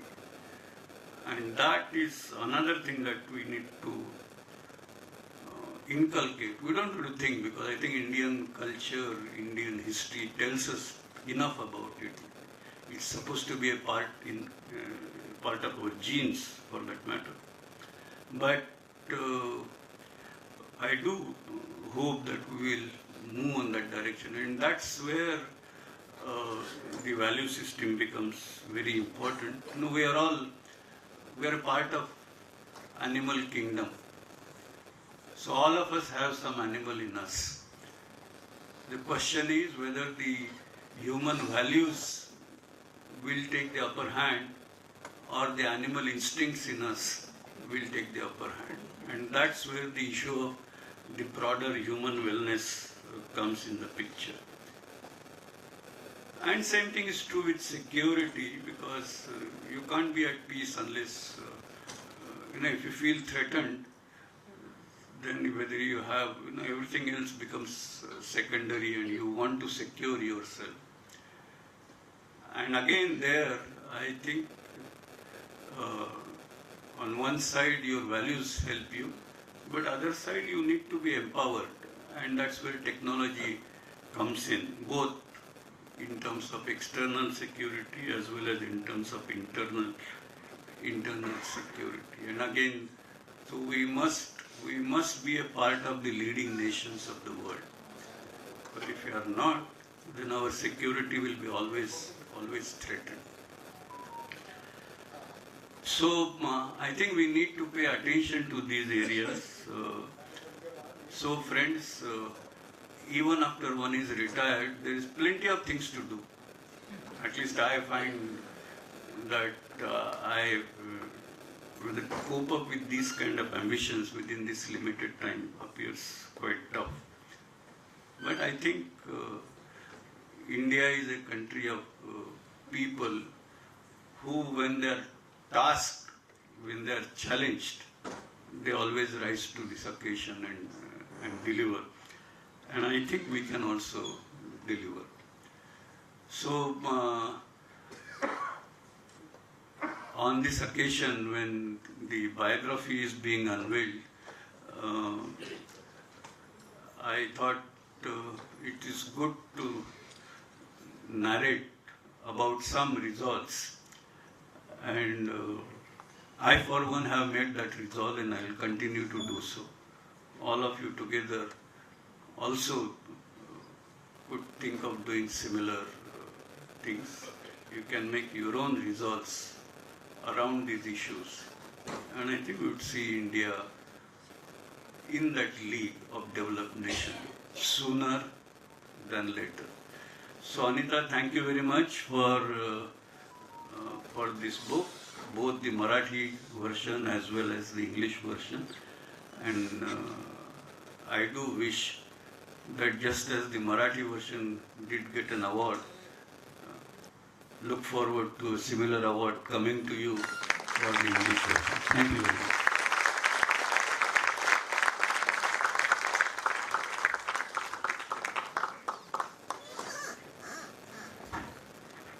Thank you, sir, for sharing your thoughts on all the lacunae where India lacks. And I hope the points are well taken and something will surely be done to fill those lacunae. It is time now to release the much-awaited book, and I invite our chief guest, Dr. Kasturi Rangan, to oblige by releasing the book Dr. Anil Kakodkar, A Man of Mission, authored by Mrs. Anita Patil and published by Mr. Anand Limaye of Thinking Innovations.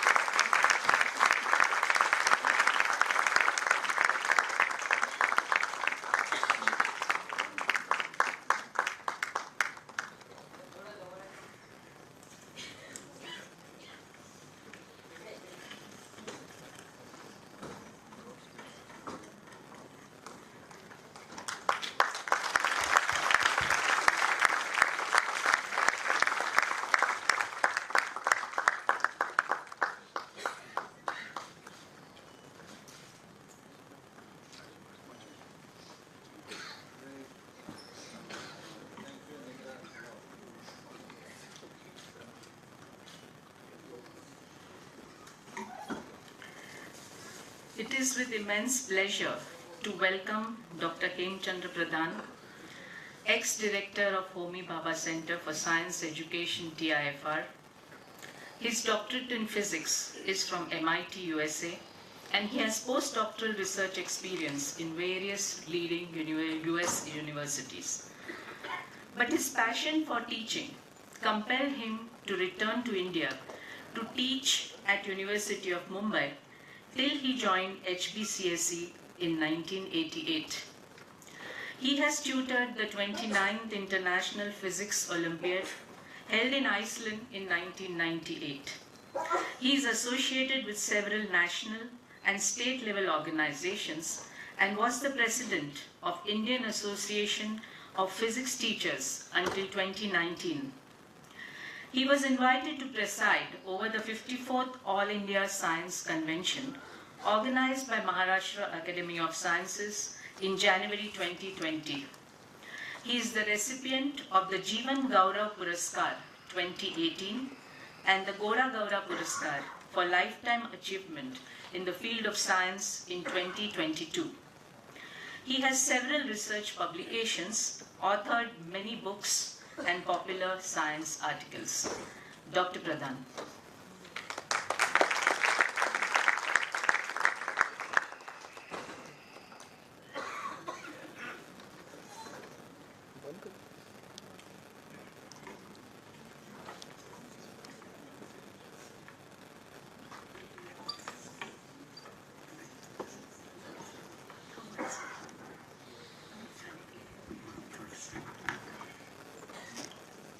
Dr. Kakodkar, Dr. Kasturi Rangan, Professor Sukhatmi, Anita Patil, the author, Gayatri Pagdi, the translator. Where is she? Okay.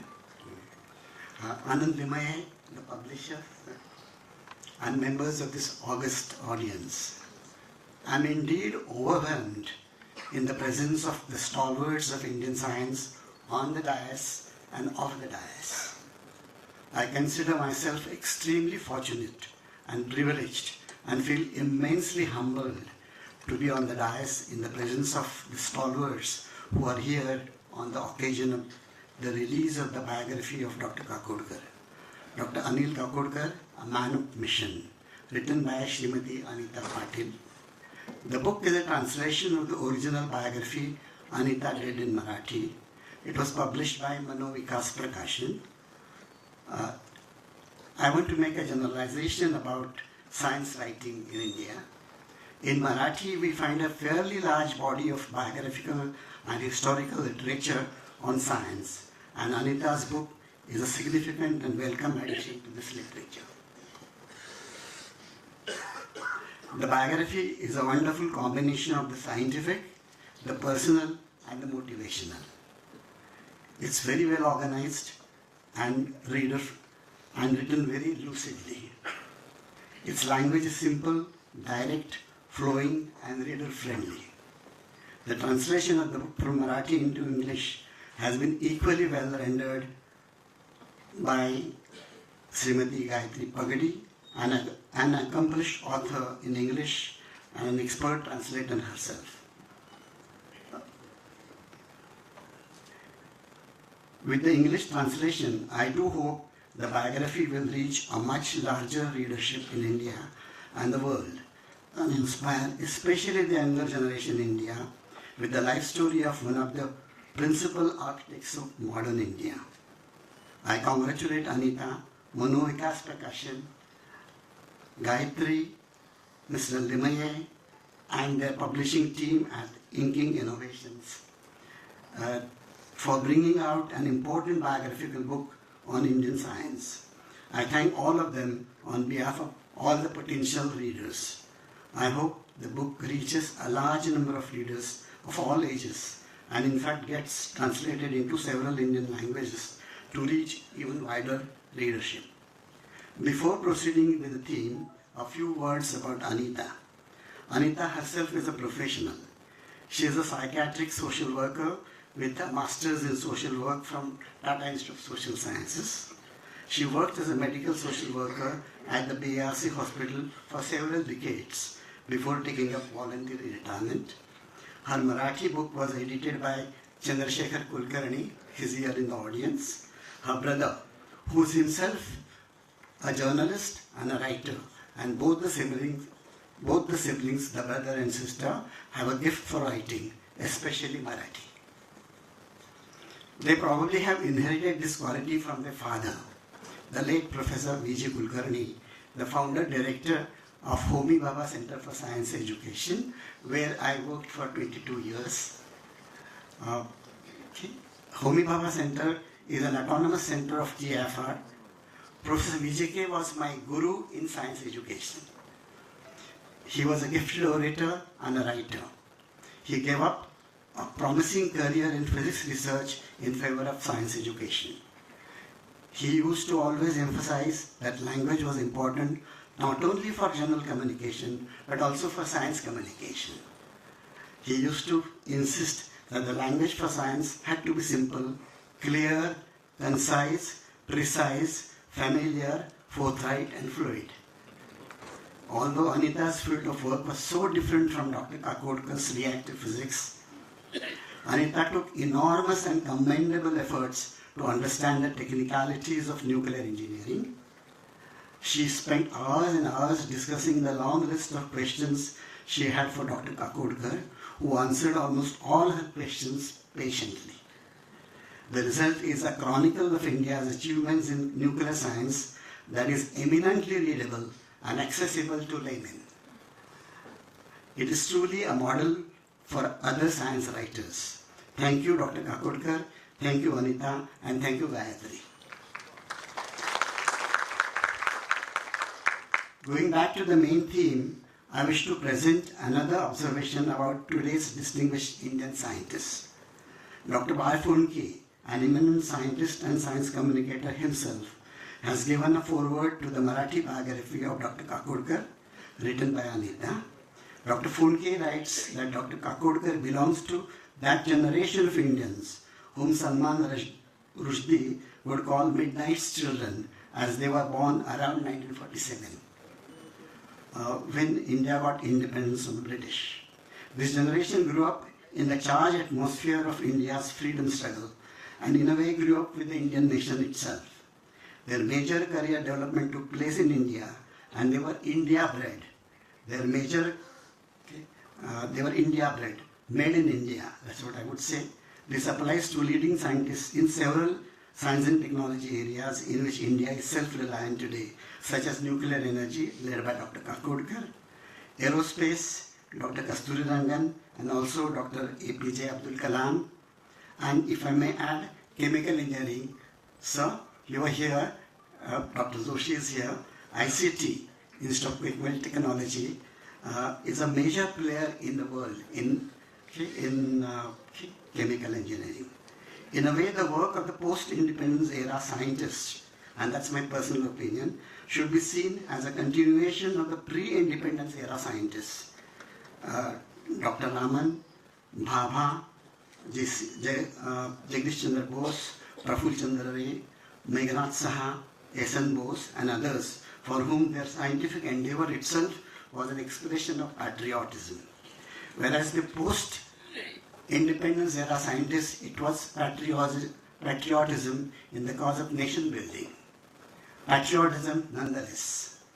This is probably the reason why Indian public in general, and this is what we observed in our research work with students in India at the Homi Bhabha Center for Science Education. This is probably the reason why the Indian public in general and young Indians in particular have a positive image of science and scientists. They believe that science is good for humanity. In many Western countries, it is found to be exactly opposite. This is really true. I mean, one has to accept that. I distinctly remember how during my school and college days, an air of enthusiasm for nation building prevailed, and how doing science was considered as part of this nation building an activity to be proud of. I hope I am pardoned for some overgeneralization. I see a pattern in the personal development of our post-independence eminent scientists. First, they grew up in an atmosphere imbued with patriotism. Their supportive and nourishing family and social backgrounds resulted in their innate strong academic potential to be shaped into brilliant academic and early professional careers, their mastery over problem solving and design. This was largely followed by their grooming by their institutions and seniors, placing trust, entrusting responsibilities and assignments, peer recognition. Rewards have an important and positive role here. The prowess that then evolves into a kind of maturation, wherein the institutional goals are internalized by the scientist who can assume a leadership role and actively participate in planning and shaping policies that result in setting up and nurturing institutions, building up tradition and culture, as Sir referred to, and in a way nation building itself. I may venture here to point out a critical national shortcoming. We tend to value peaks of individual achievements. We worry that we haven't won many Nobel Prizes. Instead, we should start valuing and rewarding work that combines individual achievement and contribution to nation building. Such work involves more often more of team efforts to build institutions with appropriate culture and ambience to sustain the work.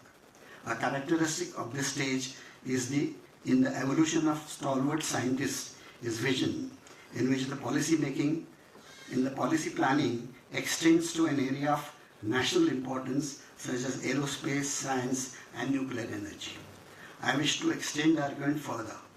The vision extends to a national cause. In the case of Dr. Kakodkar's work, with which I am closely familiar, 4 things stand out. One, he steers the Maharashtra Knowledge Corporation Limited, MKCL, an IT enterprise of Government of Maharashtra, which is just not self-sustaining, but also profit-making, and devoted to social causes such as spread of IT literacy in the state, use of IT in education, empowerment of women and weaker sections of the society, and governance. Secondly, Dr. Kakodkar chairs the Maharashtra State Rajiv Gandhi Science and Technology Commission, which supports science and technology activities and also financially aids young scientific, young S&T innovators and their projects in the state. Thirdly, under his leadership, TIFAC, Technology Information Forecasting and Assessment Council, a technology think tank of Government of India, brought out in early 2016 an enlightening vision document, Technology Vision 2035, about what will be technology-wise necessary and what will be technology-wise feasible for India by 2035. Fourthly, Dr. Kakodkar is the originator of the concept of SILAGE, City in a Village, a novel village development project that integrates technology, socially useful productive work, and education essentially based on Gandhian principles. In case of Dr. Kasturi Rangan, I would say, and I do see similarities amongst all the distinguished scientists of today in the whole country. For Dr. Kasturi Rangan is undoubtedly the National Education Policy 2027. He is the principal architect of the comprehensive document on educational policy for India in the coming decades. The policy covers all age-wise stages of education, from early childhood care and education to to professional education and also higher education, and which, if implemented properly and with care, has the potential to bring out the much needed transformation that we in India need in our education system. Finally, I must compliment Anita for one more aspect of her biography of Dr. Kakodkar. She has been close to almost all the members of Dr. Kakodkar's family, including his mother, Srimati Kamla Tai Kakodkar, who was his first teacher and inspiration. And also, Anita is close to Dr. Kakodkar's close friends. Section 12 of the biography covering this aspect is so pleasant, so warm, so touching and ennobling. Anita has insightfully and authentically written this section. It's amazing to know how Dr. Kakodkar balanced his family life with his immensely challenging technological career, replete with its unimaginably stressful assignments and responsibilities. He comes out as a great human being as much as a great scientist. I'm so lucky to have known you, sir. You are an inspiration to all coming generations of science students and science lovers in this country. Anita, Gayatri, and the entire publishing team, we shall be grateful to you forever for coming up with this biography. Once again, I express my thanks, my pleasure, and my gratitude that I was invited here and that I indeed could be here in spite of some problems of health. Thank you all. So I really think that it's been a wonderful occasion. I'm so happy to be part of this whole thing. Thank you, sir. All of you, sir.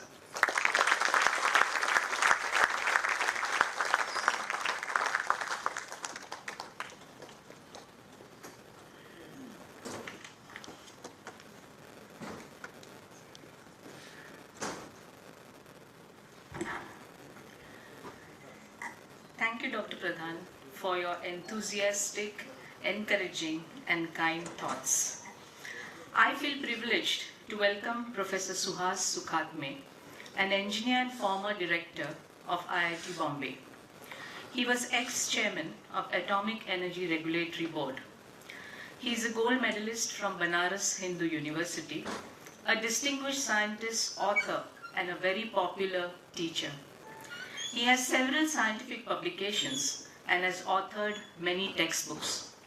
He is a fellow of the Maharashtra Academy of Sciences, Indian National Science Academy, Indian National Academy of Engineering, and the National Academy of Sciences. He is the recipient of the S.S. Bhatnagar Prize and was awarded the Padma Shri in 2001. Professor Sukhatme.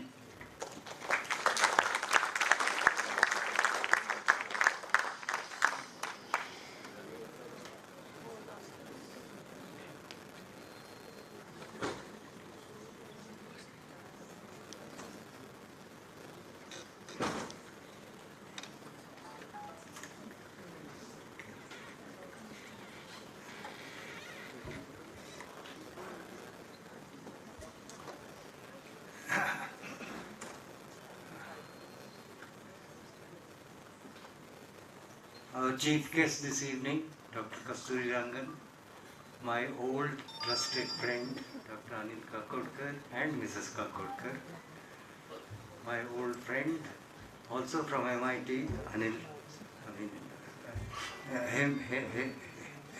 Chandra Pradhan, and all others, publisher, Anand Limaye, and the author, who's here and has done such a wonderful job, Anita Patil. Ladies and gentlemen, it's a great pleasure to be here this evening at this very pleasant function in honor of a book that is written and in honor of a person whom we all love. That's a very simple word to use, means very nice things. And the book that we are releasing has been described in great detail, and I will not go into that part of it. I'll talk of a few personal things. Many of you would probably want to know, well, what do I have to do with Dr. Kakodkar over the years and how it all began, so to speak. So let me just start at the beginning that our association is a long one. My recollection is that we first met in 1965. I had just returned from the United States then, after doing my PhD and working for some time then. I joined the IIT Bombay as a faculty member, and I was very keen to contact the reactor engineering group because that's where heat transfer and fluid mechanics work was done. That was the area of my work. And I was keen to contact them because I wanted to have some collaboration, something that we could do together, etc., etc. And they were very keen. So when I talked to somebody there, he put me in touch with the right people. I went over for a visit there, and I think I met Dr. Kakodkar on that day, or maybe if not there, a subsequent visit. But it was around the end of 1965. And our first real meetings were at that time because he had joined Atomic Energy, the Bhava Research BARC. It was not called BARC then, but he had joined as a scientific officer in '64 after finishing the training school, and he was doing very well in the reactor engineering division. So he was keen on doing higher studies. In fact, doing a PhD. I remember. That's how we met. And he told me that he wanted to do a PhD, and I was keen to have a PhD student, that kind of thing. And it did fit because my interest was in heat transfer fluid mechanics, his interest was in it. And we talked over a few things which might work out. But our difficulties arose with rules, as usual. Rules come in the way of many things, particularly when you're younger.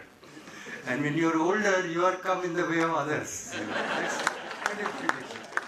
But right then, the main thing was he'd been through a training school which hadn't given him a degree, a master's degree. He'd done a bachelor's at VJTI, done a 1 year in the training school and then joined.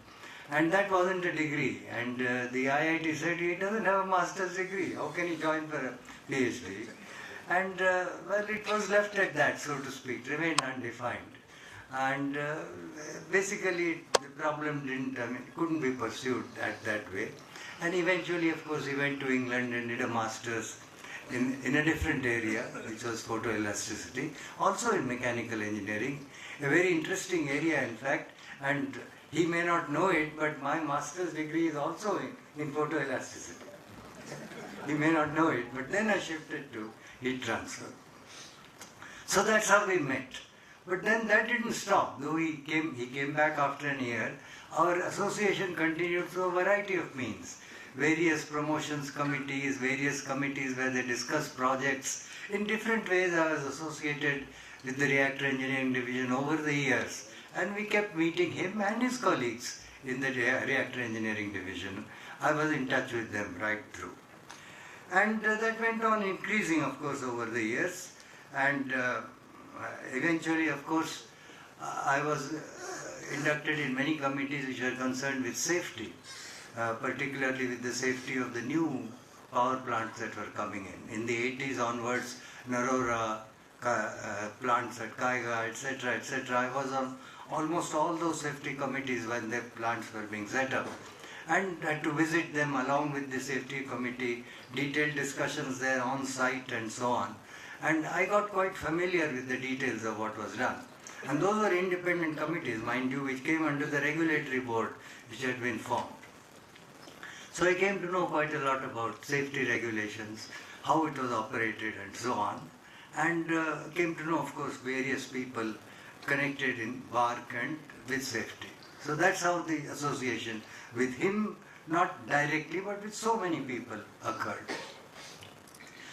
And eventually, of course, it went on to the fact that eventually I was on the board of the Atomic Energy Regulatory Board. And finally, of course, after my retirement in 2000 as director of IIT Bombay, I was the chairman of the Atomic Energy Regulatory Board for 5 years. So that's how it went on.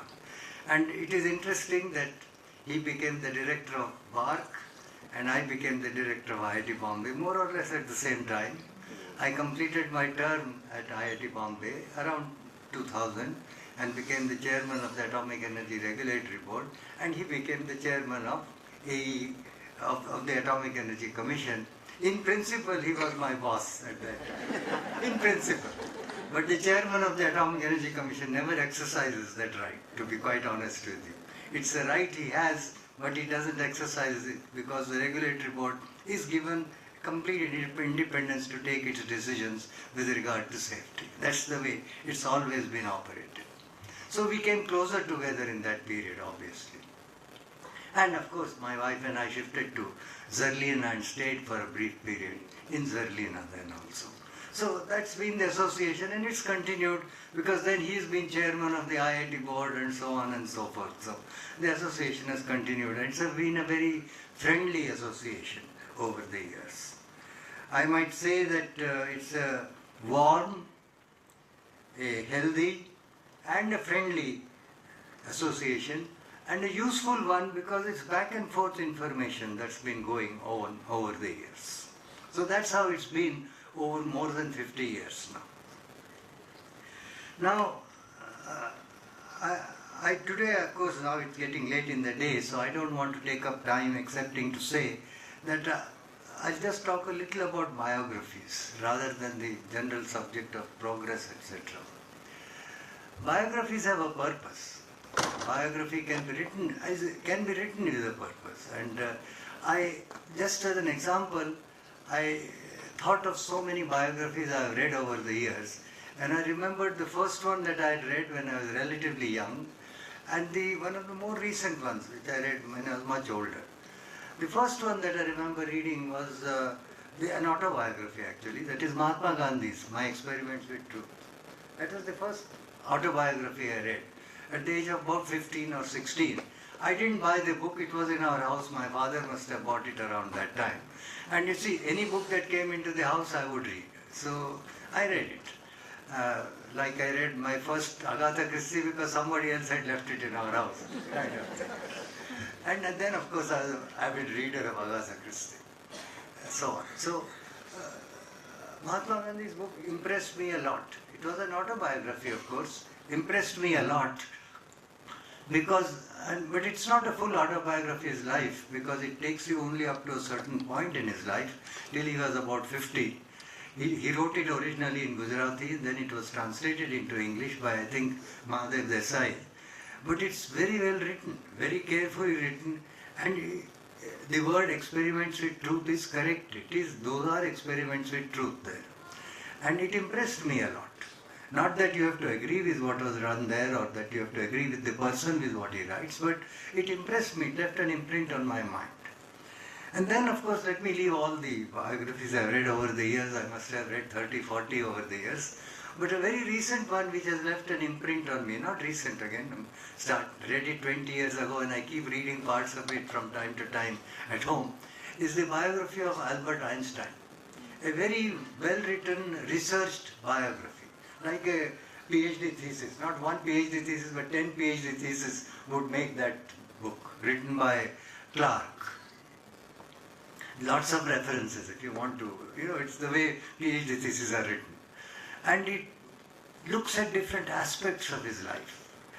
Of course his life is described, where he was born, where he studied, how he migrated, etc. That part is of course covered. But there's a whole chapters on how his physics is and descriptions of his early work, giving a fair description so that even a layman tries to understand the physics behind what he did and so on.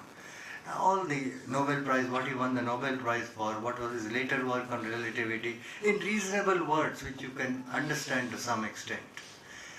And then of course the later part of his life, which was devoted to politics and so on, that's very well taken. So it's an extremely well written, very studious biography, which is meant for people who want to see how biography should be written, So it left a deep imprint on my mind also in that sense. So I took these two to say biographies have different impressions and leave different impressions with you, written for different purposes. But one very definite purpose, not necessarily the ones that I am referring to, is biographies are often written, maybe not purposely, but they get written because they serve as great inspirations to readers. Not necessarily that the author had those in mind, or the author of the biography had those in mind. And to me, the particular biography that we are referring to is an inspiration to readers, and particularly young readers. That's the way I look upon it. Even to an older reader, by the way, it is an inspiration. It is.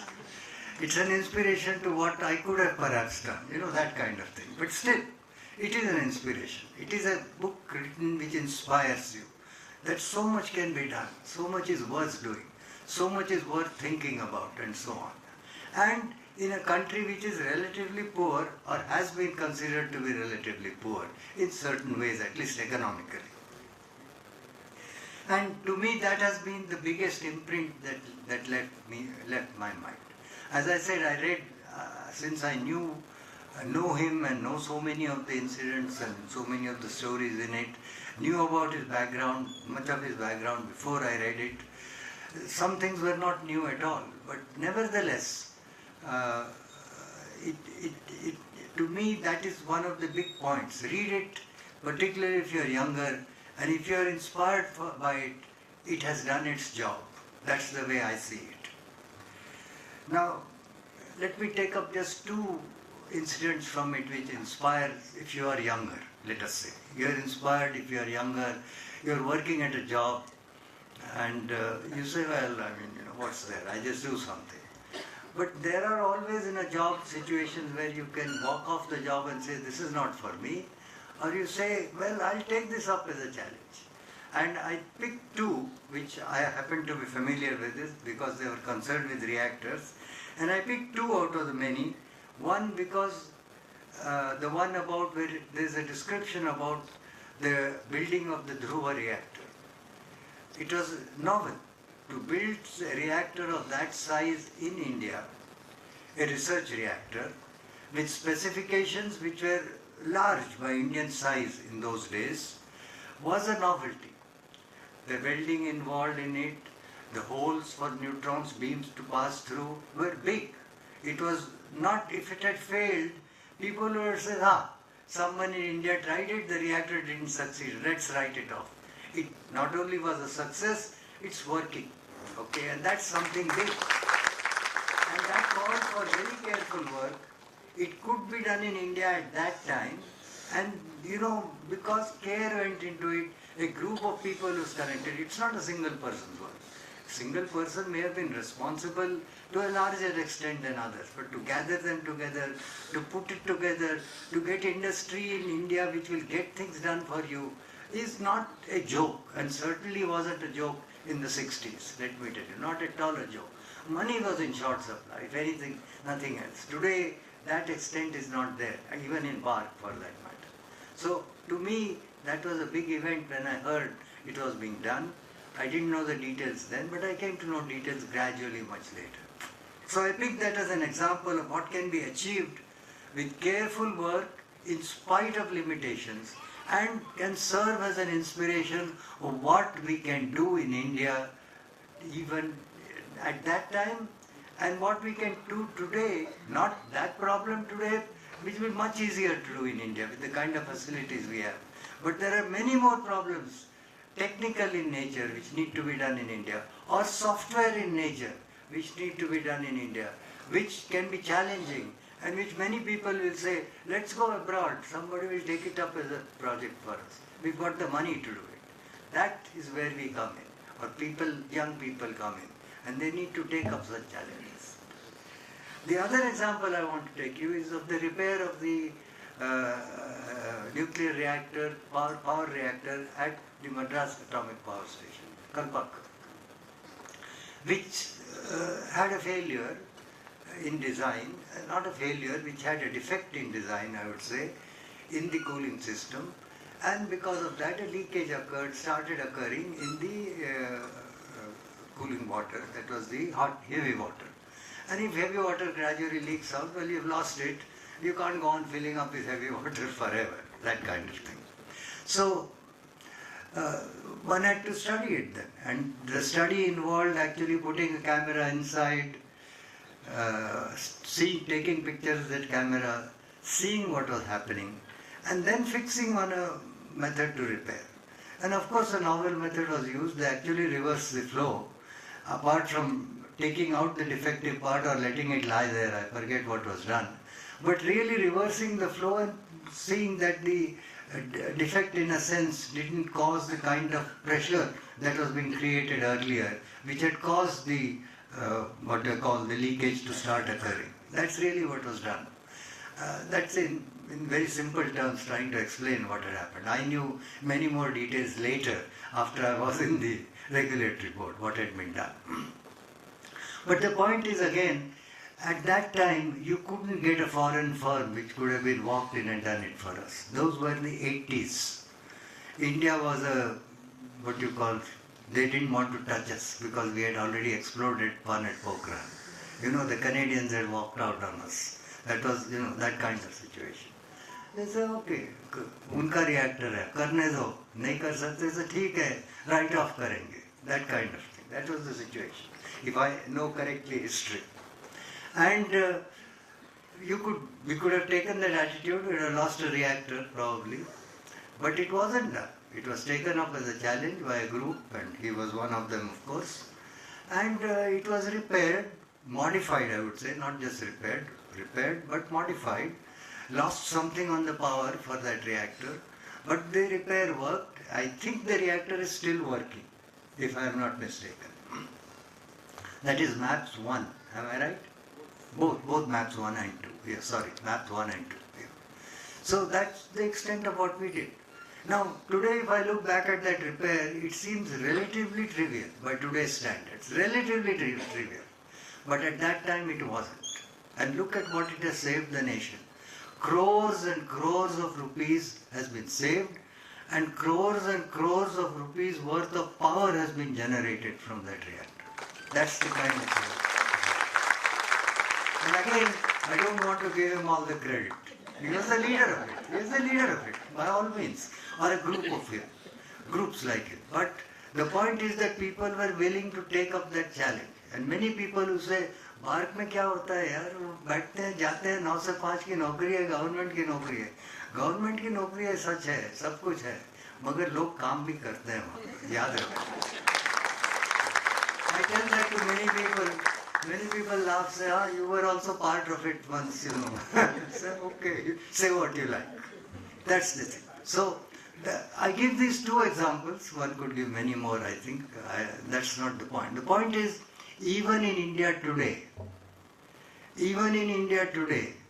challenging problems are there, hardware and software. And it is only if you are willing to take them up that India will move up the ladder. Otherwise, forever we will be doing what so many private firms are doing even today in India. They have the money now, they just go abroad, get foreign people, pay the money and get work done. When that work is done, you get that software, you don't know what is inside, you keep on using it. That's what is happening also. Okay? And forever you are dependent on somebody's wisdom who will keep on feeding you and charging you money for it. We don't want that to happen. India is at a position now that it has the people, the manpower, if it chooses to develop things itself. But it has to take those decisions. Not just in the government, but in private industry particularly. Because private industry has that money also. And they don't take that decision. They find it easier to go abroad because it gets done faster sometimes. And there are many examples that things don't work if they are given in India also. I don't deny it. But that happens abroad also. I mean, you know, they don't tell us of their failures, do they? We come to know because there are failures in India. That's all there is to it. So, what I'm trying to tell you is, examples like the type that I've described show you there is capability in the country, and fortunately now there is the money, not only in the government, with the government, but in the private sector, to take up challenging problems. And we need to do that for challenging problems. Not say, I'll keep getting the technology forever. If you keep getting the technology forever from abroad, you will always be a few years behind, and you will always be dependent on others. The latest example is there for you to see if you read the newspaper. We have bought technology for jet fighter engines. We couldn't make those engines in India. It's a very high level technology. You know, we may have built the plane, and it's a success what we built over a long period of time. The engine we could not build because the metallurgy involved in it was of a very high standard. We couldn't build it. Let's admit it. Our labs couldn't do it. Both the metals as well as the manufacturing processes. So finally, the existing plane that we have, which is sold and used by our Air Force, is using an engine that we get from abroad. Very few countries in the world make that engine. We know that. Now, latest signature which we gave in Washington, now that that technology with GE is old, they'll give you a technology which is probably about 4 years old, let me tell you. It's not going to be the most recent one. No one sells you recent technology. Okay? We have to use that technology, learn by it with our own people, and get up to date with it. That's going to be the challenge for Indians when we get it. If we don't, 4 years from today, we'll again be going back to GE and say, give us again the latest technology. That shouldn't be happening. Today we have the money, we have the resources to do things in India. If we make up our mind today in HAL, that while we are buying that, we are at the same time going to improve on this within 4 years and get a better performance engine within 4 years. That would be the goal that I would set HAL today. I'm not the boss of HAL anymore or anywhere ever was. But probably you could help in that direction, Dr. Kasturi. That's my feeling. I have a feeling no one gives you the latest technology, but we'll get something based on which something can be added on, something can be done, and we'll stay abreast rather than again saying 4 or 5 years later that we don't have the latest. That's the way I see it. Take it, but build on it. If we do that, we are in the business. So, I see India today in a very different light from what we had 40 years ago. That time we didn't have money, we didn't have the resources. Today the country has a lot of money. A lot of money means relatively, of course, compared to those days. We can afford to do research at a much higher level and do it well. We have the people. We can even get experts from abroad to help us if necessary. But we need to make up our mind on certain projects and get them going in advance so that these things work. I mentioned that to Anil also the other day, that this is where we get the project right now going, but right now invest in its development. Now, that's how biographies like this are inspirations. They tell us what we can do, and if that happens, this biography will have served its purpose. That's the way I see it. So let me close now. It's getting late in the day, and this is not the time to go on adding to more. But to say, I could have talked about artificial intelligence. We've got a lot of intelligent people in the country. We've got a lot of people in the country who know a lot about artificial intelligence. There is no reason why we cannot do the highest level of work in artificial intelligence. We need to have the problems, and some of them are already working at the borders, real borders. We need to take up problems which are of national importance, get them involved in national projects, have something which works, and get something that helps the nation also forward in these AK. Because AI is very much in the news. What way do we use AI in the future is going to influence a lot of our decisions in future. AI is a general word. AI can go in this direction, this direction, this direction. What directions do we want to take for particular technologies? That's the issue before us in many of these. I don't have answers, many of us don't. But to take those, you need to develop the softwares and then make decisions. And that's where people are going to be needed at a very high level who will help government or private sector to take those decisions. And I think we have the capabilities, but again, decisions are needed at a very high level so that we push that forward. And to me, these are the right things to do, and we'll be abreast of all others and moving along with them, rather than saying 10 years from today, I'm still buying technology. We, buy it if necessary, but also provide them back. I see a day when someday 10 years from now, I may not be around, but certainly somebody will say, I sold that technology to US for so many $1 billion.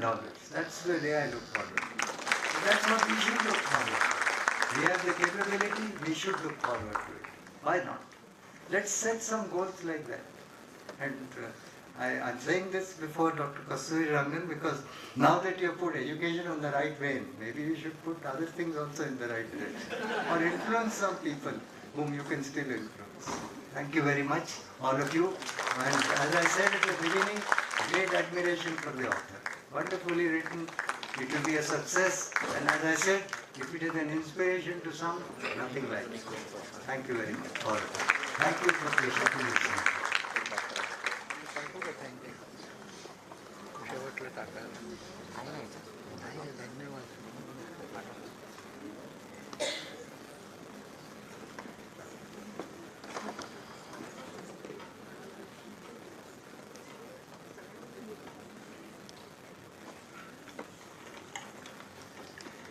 Thank you, Professor Sukhatme, for a very interesting talk. encouraging words, very, very positive attitude. Thank you very much, sir. I'm aware that all of you are eagerly waiting to hear Dr. Kasturi Rangan. But before that, the organizers have decided to have a lucky draw. You must have put your particulars in the drop box outside. So the dignitaries will now pick up winners, 3 of them, and prizes will be coupons with 1,000, 2,000 and 3,000 rupees denominations, which can be redeemed for buying books at Majestic Bookstall. So let us begin.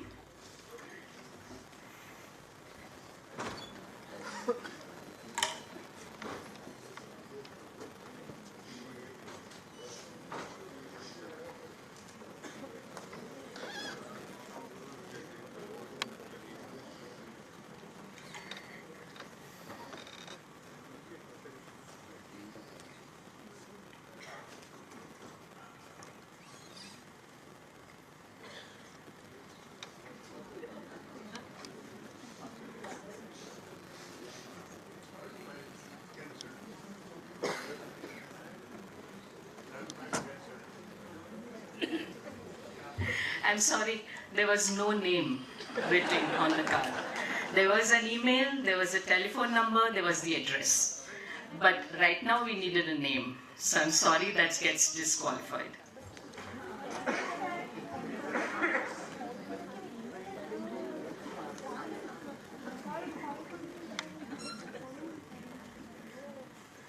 Okay, let's start with the third prize. We have the third prize winner, Manju Gupta.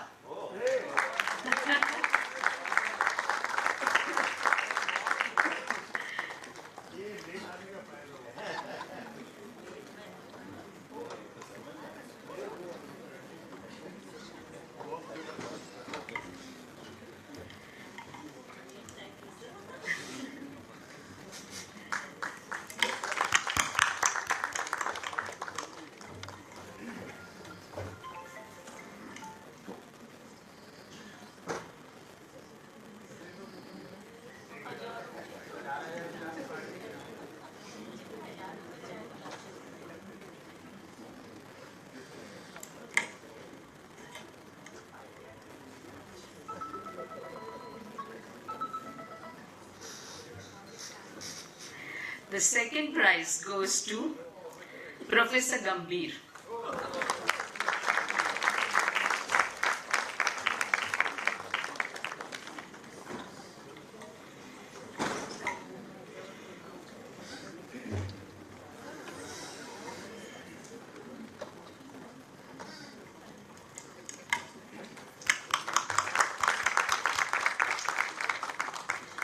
And now for the top prize. The first prize, I request Dr. Kasturi Rangan to please pick a chit.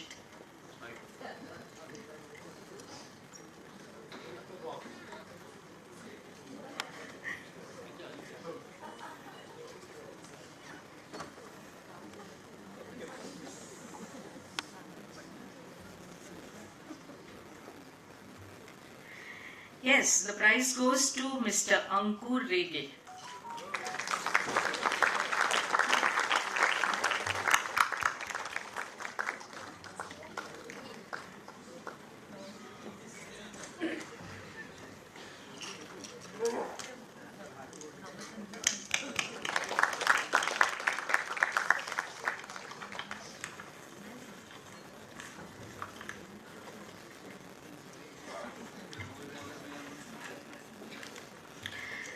It is indeed an honor for me to get the opportunity to introduce to you our distinguished chief guest this evening, space scientist Dr. Krishnaswamy Kasturi Rangan. He is ex-chairman of Indian Space Research Organization. His efforts have placed India amongst countries with major space programs. During his tenure at ISRO, he was instrumental in developing remote sensing satellites, scientific satellites, and 2 Earth observation satellites, Bhaskara 1 and 2. Under his leadership, his team developed the Polar Satellite Launch Vehicle, PSLV, and the Geosynchronous Satellite Launch Vehicle, GSLV. He has authored over 240 publications. He served as Director, National Institute of Advanced Sciences, Bangalore, till 2009, and was a member of the Rajya Sabha and former member of the Planning Commission of India. He is the recipient of Government of India's major civilian awards, Padma Shri, Padma Bhushan, and Padma Vibhushan. Presently, he is the chairman of India's National Education Policy Committee 2020, engaged in formulating the curriculum for teaching, syllabus, and textbooks in schools across the country. Before I invite Dr. Kasturi Rangan, ladies and gentlemen, I take this opportunity to propose a vote of thanks. Mainly because nobody will listen to me after his talk. First and foremost, I would like to express my sincere gratitude to all the dignitaries present today, distinguished guests and media persons who have graced this event with their presence. I thank the management, Veer Savarkar Auditorium, for providing all the necessary facilities and resources. Special thanks are due to Mr. Anand Limaye for bringing out this book in such a splendid manner, Mr. Nilesh Jadhav for the design and layout of the book, and Vishal Halde for the excellent cover photograph of Dr. Kakodkar. I thank the god of cricket, Sachin Tendulkar, for his blurb, and Mr. Ajit Tendulkar for making that possible. Thanks are due to Ms. Gayatri Pagli for the English translation, and of course, Mrs. Anita Patil for her painstaking efforts and dedication to pen this jewel. Last but not the least, I would like to thank everyone present here today and all the volunteers who have worked behind the scenes in one way or another to make it a success.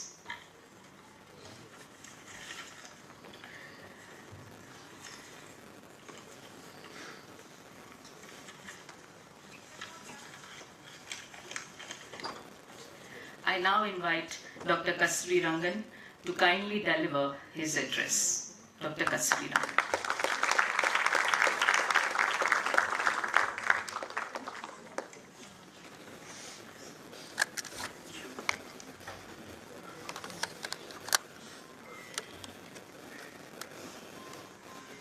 My dear friend and a long-term colleague, Anil, Kakodkar, Mrs. Kakodkar, and all the members of the family of Kakodkar, Professor Hemachandra Pradhan, who is here with us. I came to know, personally see him only yesterday, but even though I have heard about you long back, it's a wonderful experience to know you, and will continue. I hope that I'll be able to continue with you, my association. Professor Sukatne, again a long-term acquaintance. Periodically we are in touch, and we know each other well. That's all I can say. And the author of the book, Srimati Anita Patil. It's wonderful to see you after having seen the book a few days back and talking to you on telephone. It's wonderful, and all my conjectures and imagination of what the book represents as an author from you certainly is clear to me, why it is so good as it is. And then of course you have the publisher, Professor Limaye, who brought it out, and all the other well-wishers and distinguished members of the society who admire Kakodkar, who are also have their own say on several aspects of the society's development, and of course his friends and well-wishers.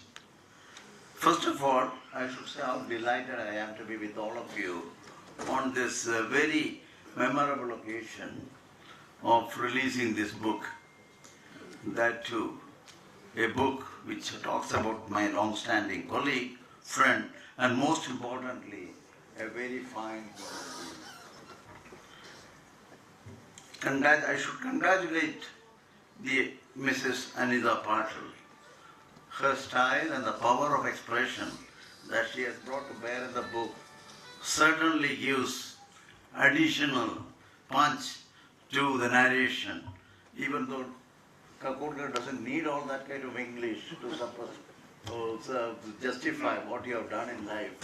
But certainly English does help you, the language does help you, and she has done her bit to make sure that this is done in the most effective manner, and it's really a laudable effort in that context. And of course, I understand that it is edited, the Marathi version was edited by Sri Chandrakant Kulkarni, and the foreword for this version was written by nobody other than the Dr. Hemachandra Pradhan. And I did carefully go through the thing because it does contain quite a bit of detail which the book follows with subsequent further write-ups. All I can to say at this point is, having just quickly gone through the book and also a little more detailed study of what the foreword says about it, I just wanted to recapitulate the personality himself. Attending a school, nothing very great about it except for the fact that he was well looked after by his mother, and I should say his mother's role in shaping his career has been something which has been said in several chapters of the book in a few sections. It obviously shows the powerful lead that she gave it to you in terms of educating you and molding your personality. That is very clear from the book. And then of course you had the graduation, I think from the Rupert College and BJT subsequently. And then you took up a private job, I understand, a very cozy one that too, and normally human beings with such jobs won't leave it, but you had things, your ideas were very different from that kind of a thing. Obviously, you stood for the bar competitive examination, you got it, you came first in the examination, and of course your early interests were all related to the nuclear reactor engineering, and this also you had further interest, as Professor Sukarma mentioned, in studies, went to Nottingham under a fellowship from the United Nations Atomic Energy Agency, and specialized in the area of stress engineering. So this really gave you the right type of perspective, the ability, the basis for you to take up what later became a phenomenal achievement in the context of India's nuclear program. So I thought I should say this because this backdrop clearly brings out how quickly, how effectively, and how directed your efforts were in trying to reach that particular thing. You were, during this period, of course, you did participate in the early part of the peaceful nuclear explosion. You had also, the Dhruva research reactor owes much to your initiative. And then, of course, you did work quite detailed in the pressurized heavy water reactors, and there is strong belief in the three-stage nuclear program, and the thorium still fascinates you as the ultimate source for the energy for this world. So these are the other parts of it obviously comes in. You became the director of the BARC in 1996, and later on came to occupy the chairmanship of the Atomic Energy Commission between 2000 to 2009. And during this time, of course, there was this Pokhran 2, May 1998, which of course did perturb considerably many other aspects of the program, which took many years to repair and bring it back, in which also you had your own play. So that is where it was. My association with BARC and why I am here in the inside, I don't think I should be narrating all this for the sake of this carrying coal to Newcastle. This is not exactly what I'm supposed to do, but why I'm here. See, my first association with BARC was as early as when Raja Ramanna was the chairman, IMPK Iyengar was the director, and I was asked by Professor Satish Dhawan to look at the the explosions in the atmosphere, nuclear explosions, and we were thinking of building up an instrument, a sodium iodide based instruments, look at cosmic gamma ray burst. This was a very interesting phenomenon that was at that time discovered. And Professor Dhawan wanted an instrument from ISRO to be flown in the space. And it was also found that the early discovery of this cosmic gamma ray bursts were carried out by instruments which were originally designed by United States with respect to looking at the atmospheric nuclear explosion. So he wanted to know what is the implications with respect to the atmospheric nuclear explosion. So I went to the office of Raja Ramana and also P.K. Iyengar. We had a long discussion on this question. They took me also to a lecture and all that in Park. It was a very good educational experience for me. Besides, of course, the culture of the Park. They took me to a major program, a major lecture. Raja Ramana, I was very, very junior in the overall hierarchy of ISRO, but he put me sitting in one of the front rows along with Raja Ramana. That shows the way they looked at all that thing. In fact, when I told Anil about it, he said that this is the way it is done in atomic energy. But that's how it was. Then came a further association because of the interest of ISRO. And Kakodkar has taken over as the director of BARC. And I happened to visit this with respect to looking at creating vacuum systems and thermal systems for space simulation. Atomic energy had the necessary background. Kakodkar was the director of the BARC, and he said that not only this area, but I would like to throw open all the aspects of the capability of BARC and the atomic energy program if you wish that that could help India space program. I think that was a very explicit statement coming from the top at that time, and I consider this as one of the beginning of a long-term association between space and atomic energy. And I remember Kakodkar's resolve to support space program with the fund of energies that atomic energy had developed over the years in many areas. I also want to say a few things about what are these technologies. The technical physics group, Dr. Amba Shankaran, said that we can develop the thermovacuum chambers. BARC computer could be used for simulation in the thermal areas as well as in the structural areas. Then there are materials, very specialized materials, including solar panel materials. They said that was offered to us. They also told us that we can solve your problem with respect to the gyroscopes. We rotate at 40,000 feet, 40,000 RPM. And if you got a 40,000 RPM, you have the problem for critical speeds. And this is a rotary dynamics problem. And BARC had, of course, had the necessary knowledge with respect to the high-speed rotation. So they offered solution to this particular problem. And then, of course, there was a very interesting problem with BARC was working on the life area, life sciences. And one of the things was with respect to a group willing to work with ISRO in the question of the origins of life in that year, those years. Then another thing. And ultimately, the BARC also agreed that they will develop the radioactive thermal generators which could be used as power systems on satellites which carry huge radar systems. And because of the radar, they have a problem of atmospheric drag because these are huge panels. So we could not put solar panels of the conventional type. So we had to put a nuclear power reactor, and that is another thing that BARC ordered. So all these areas were opened up for space. And that was something that was remarkable that happened in the early phase of my association with ISRO at the little middle level, and Kakodkar was the director of the BARC. I say this because this level of detail probably may not be known to many people as to how the atomic energy program opened up in terms of its technology to India's space efforts.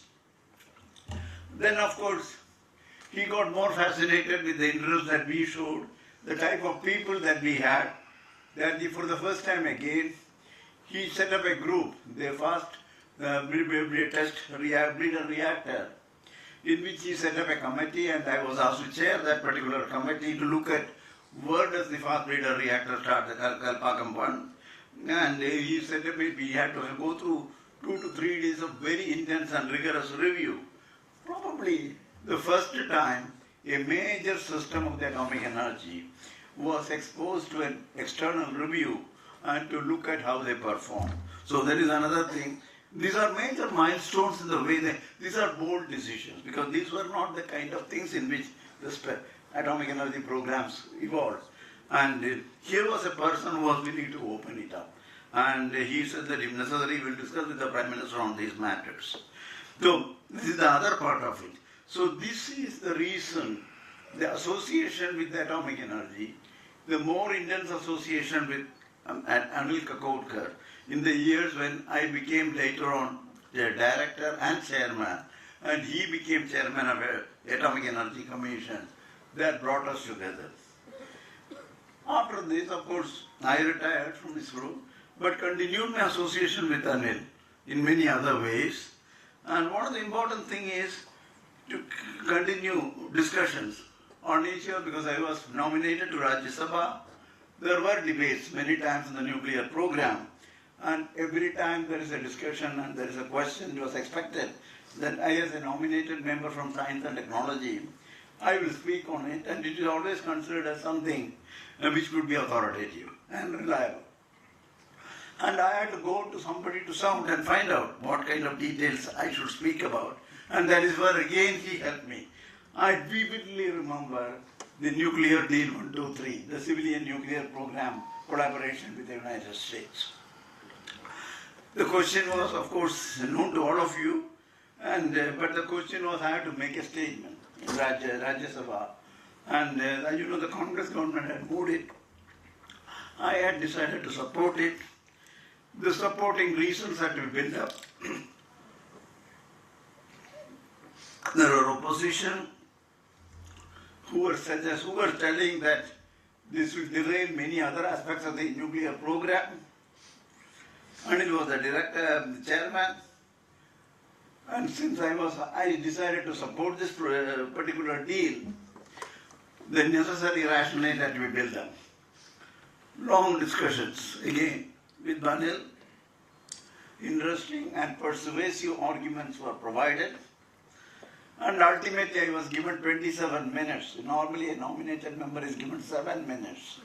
This time the Congress said that we will allot you 30 minutes. You want to make justification that this treaty is worth it. So I spoke for 27 minutes and it was very well received. At the end of it all, I told explicitly in the statement that I made in the Rajya Sabha that the nuclear deal is a must. The fears that are being expressed with respect to US withdrawing and stopping our program is fallacious. The reasons are the present capability of India's atomic energy program and the kind of insight that the leaders have and the leadership currently that it enjoys on both sides, the political side, Manmohan Singh, and on the technical side, Anil Kakodkar. I made these names right in Rajya Sabha. And so that is the assurance with which this bill was passed. It was a momentous bill, and that night, I think our Prime Minister could not resist the temptation of calling me and telling me how much he understood about the deal after this talk. And at that time, in my mind, I thanked Anil for the help he provided to me in writing this. Another occasion in which this kind of a thing happened, and there was a question, I was in the Planning Commission, and one day my close friend Dinesh Trivedi, then the railway minister, he wanted to look at the railway accident proneness and the technology that we need to bring in the context of collisions and many things. And he said whether I would chair this. I was neck deep with issues on the Planning Commission, and they said it's impossible. He said, what is the other way? That is where actually was a trick, because you cannot give this minister any name for the sake of a replacement. You have to identify the person. You yourself should have the necessary confidence that he can do. And not only that, that he may do much better than what we ever think. That is the kind of a thing. And ultimately it struck to me there is only one person I could think of, and that was Anil. So I called up Dinesh and I told him that you want a person who has an all-encompassing knowledge of science, technology, disasters, accidents, and simulation, every aspect of technology that comes into picture in this kind of a problem. I can think of only one person who was this, and that is Dr. Anil Kakodkar. He said, why don't you call him and then put him in directly with me? I called Anil, and as usual, he wavered. He was not willing to take up one more job. But I said that there is no way out. This is about railways, and this is about a minister who is serious and knowledgeable, and he wants somebody who could do the job. And there are not many who can fit in with this multiplicity of dimensions of needs. And that is why you are being approached. He said, okay, I will talk to him, but I am not very sure. But I think Minister had his own way of persuasion and finally agreed, and he came out with a very authoritative report on how to restructure the railways in the context of accidents and many other things. I still remember this as another major kind of a landmark, which is this thing.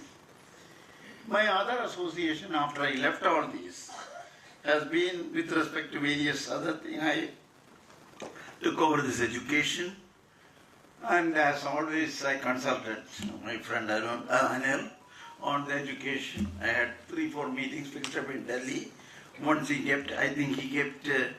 brought Varun Sahni and his team who worked under Anil on the question of education policy as higher education. It was an exceptionally good presentation, and many areas there were things which need to be innovatively changed, and those were all presented in great detail in a half-day review and presentation. And that we absorbed it into the policy. So I remember the criticality of the kind of interaction we had with the team which worked with Anil Kakodkar on the education. He also talked about the rural education, what kind of strategy we need to adopt. I think the rural educational program that he has tried to promote in Maharashtra has been one of the key part of it, which he gave us ideas. Many of them got absorbed into it, not explicitly, but implicitly in other contexts of the thing. So there is other part of it. Currently I work closely with him. He is one of the key members of the Atomic Energy Commission, and all the members of the commission, whether it is the technical members or the non-technical members, bureaucrats and others, people who the powers that be in Delhi, they are respected. And I want to tell you this here, that he is well respected, that whenever he makes a statement as the commission, it is heard with a lot of attention, seriousness, minuted, taken forward and reported back. So that is the seriousness of a discussion that typically happens in the case of atomic energy. I have also the privilege of working associated with him as a member of the Tata Institute Council, where the Ratan Tata is the chairman. Again, same kind of stories. So that is the thing. And lastly, I would like to say, you see, even otherwise, there are even now I continue to be a little active. Therefore, there are issues where you would like to weigh the pros and cons, and you need to have a sounding person. I always use Anil as a sounding box for me, and give him a phone call, ask him what he thinks about it. And as usual, the only thing is you have to tolerate him because he talks much more than what is necessary sometimes, at least to me. So, but it's remarkable the way he advises me on these things. So what is all this in the context of the book?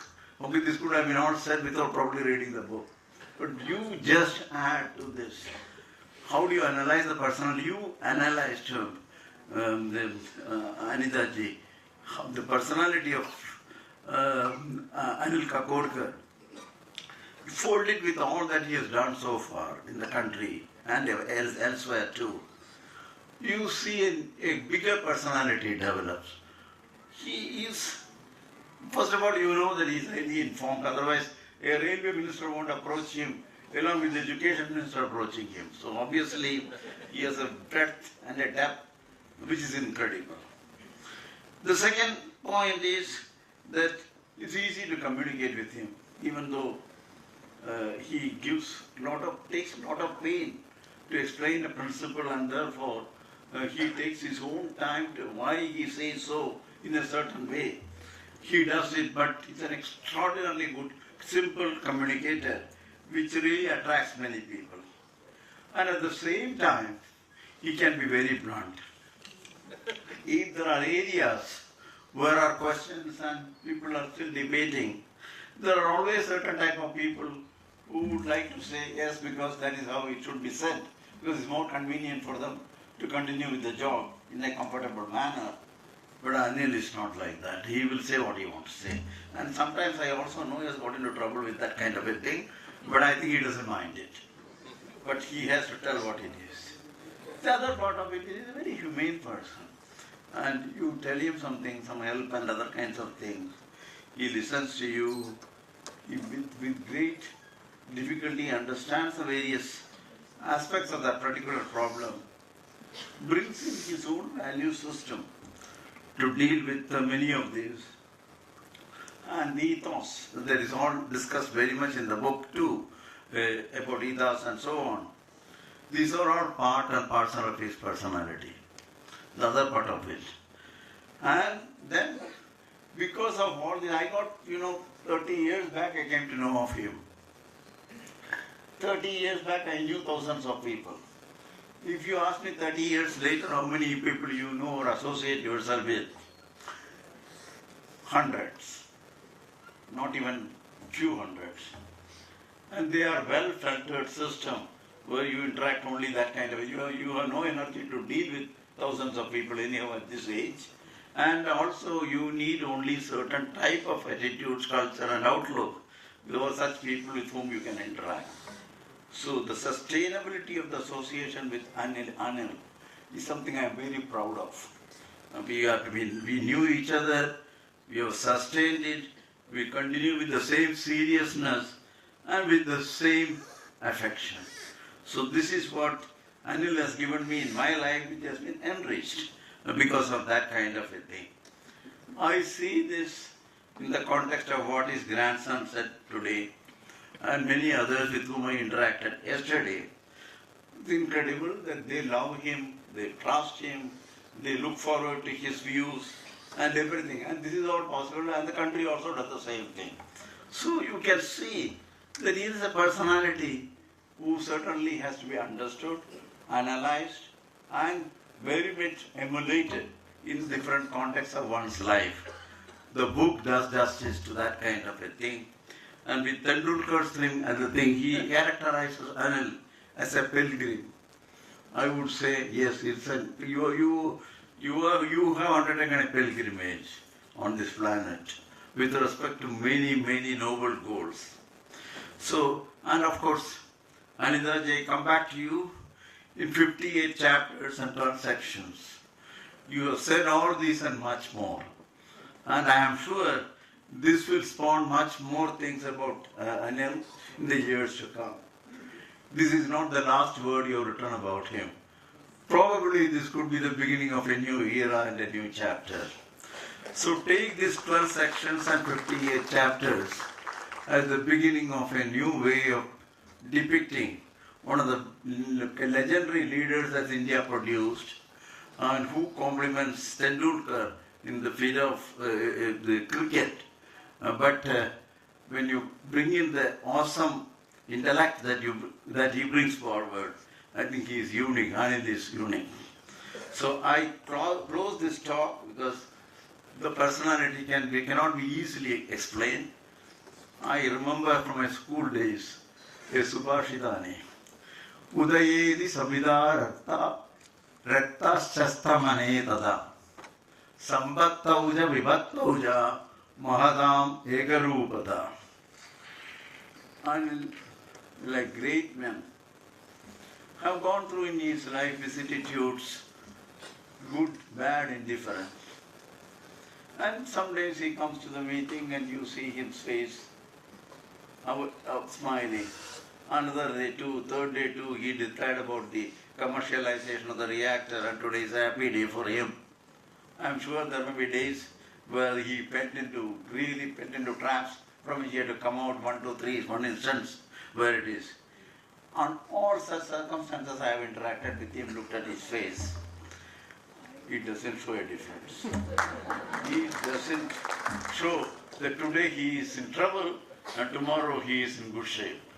It doesn't show. His face has got only one look, the simple, serene look. And I think so long as you keep this, Anil, which you will, I know, and the rest of us look forward to you for everything that you possess, the nobility that you bring to bear. I think we are all fortunate, and you should continue with where you are now and also take it further up. I wish you, Mrs. Kakodkar, and all the members of his family the very best in the years to come, because I think much more we should expect from Anil and his family. Thank you very much.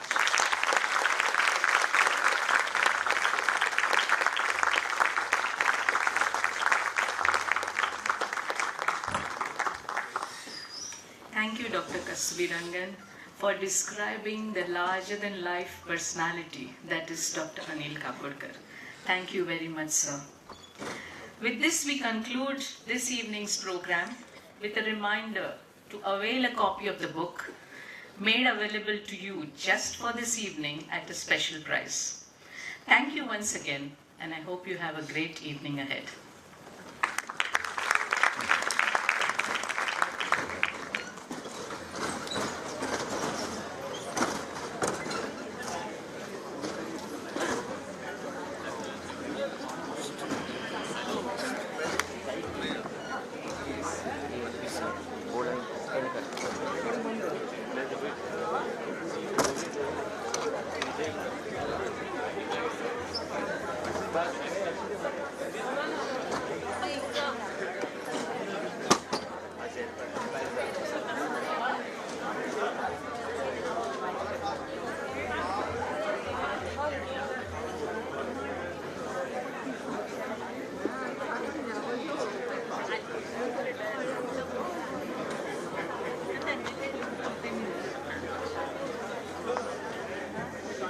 त्याला ते dual recording चालू केलेलं, battery change केल्यावर ते सोडलं त्याने, एक वर गेलं.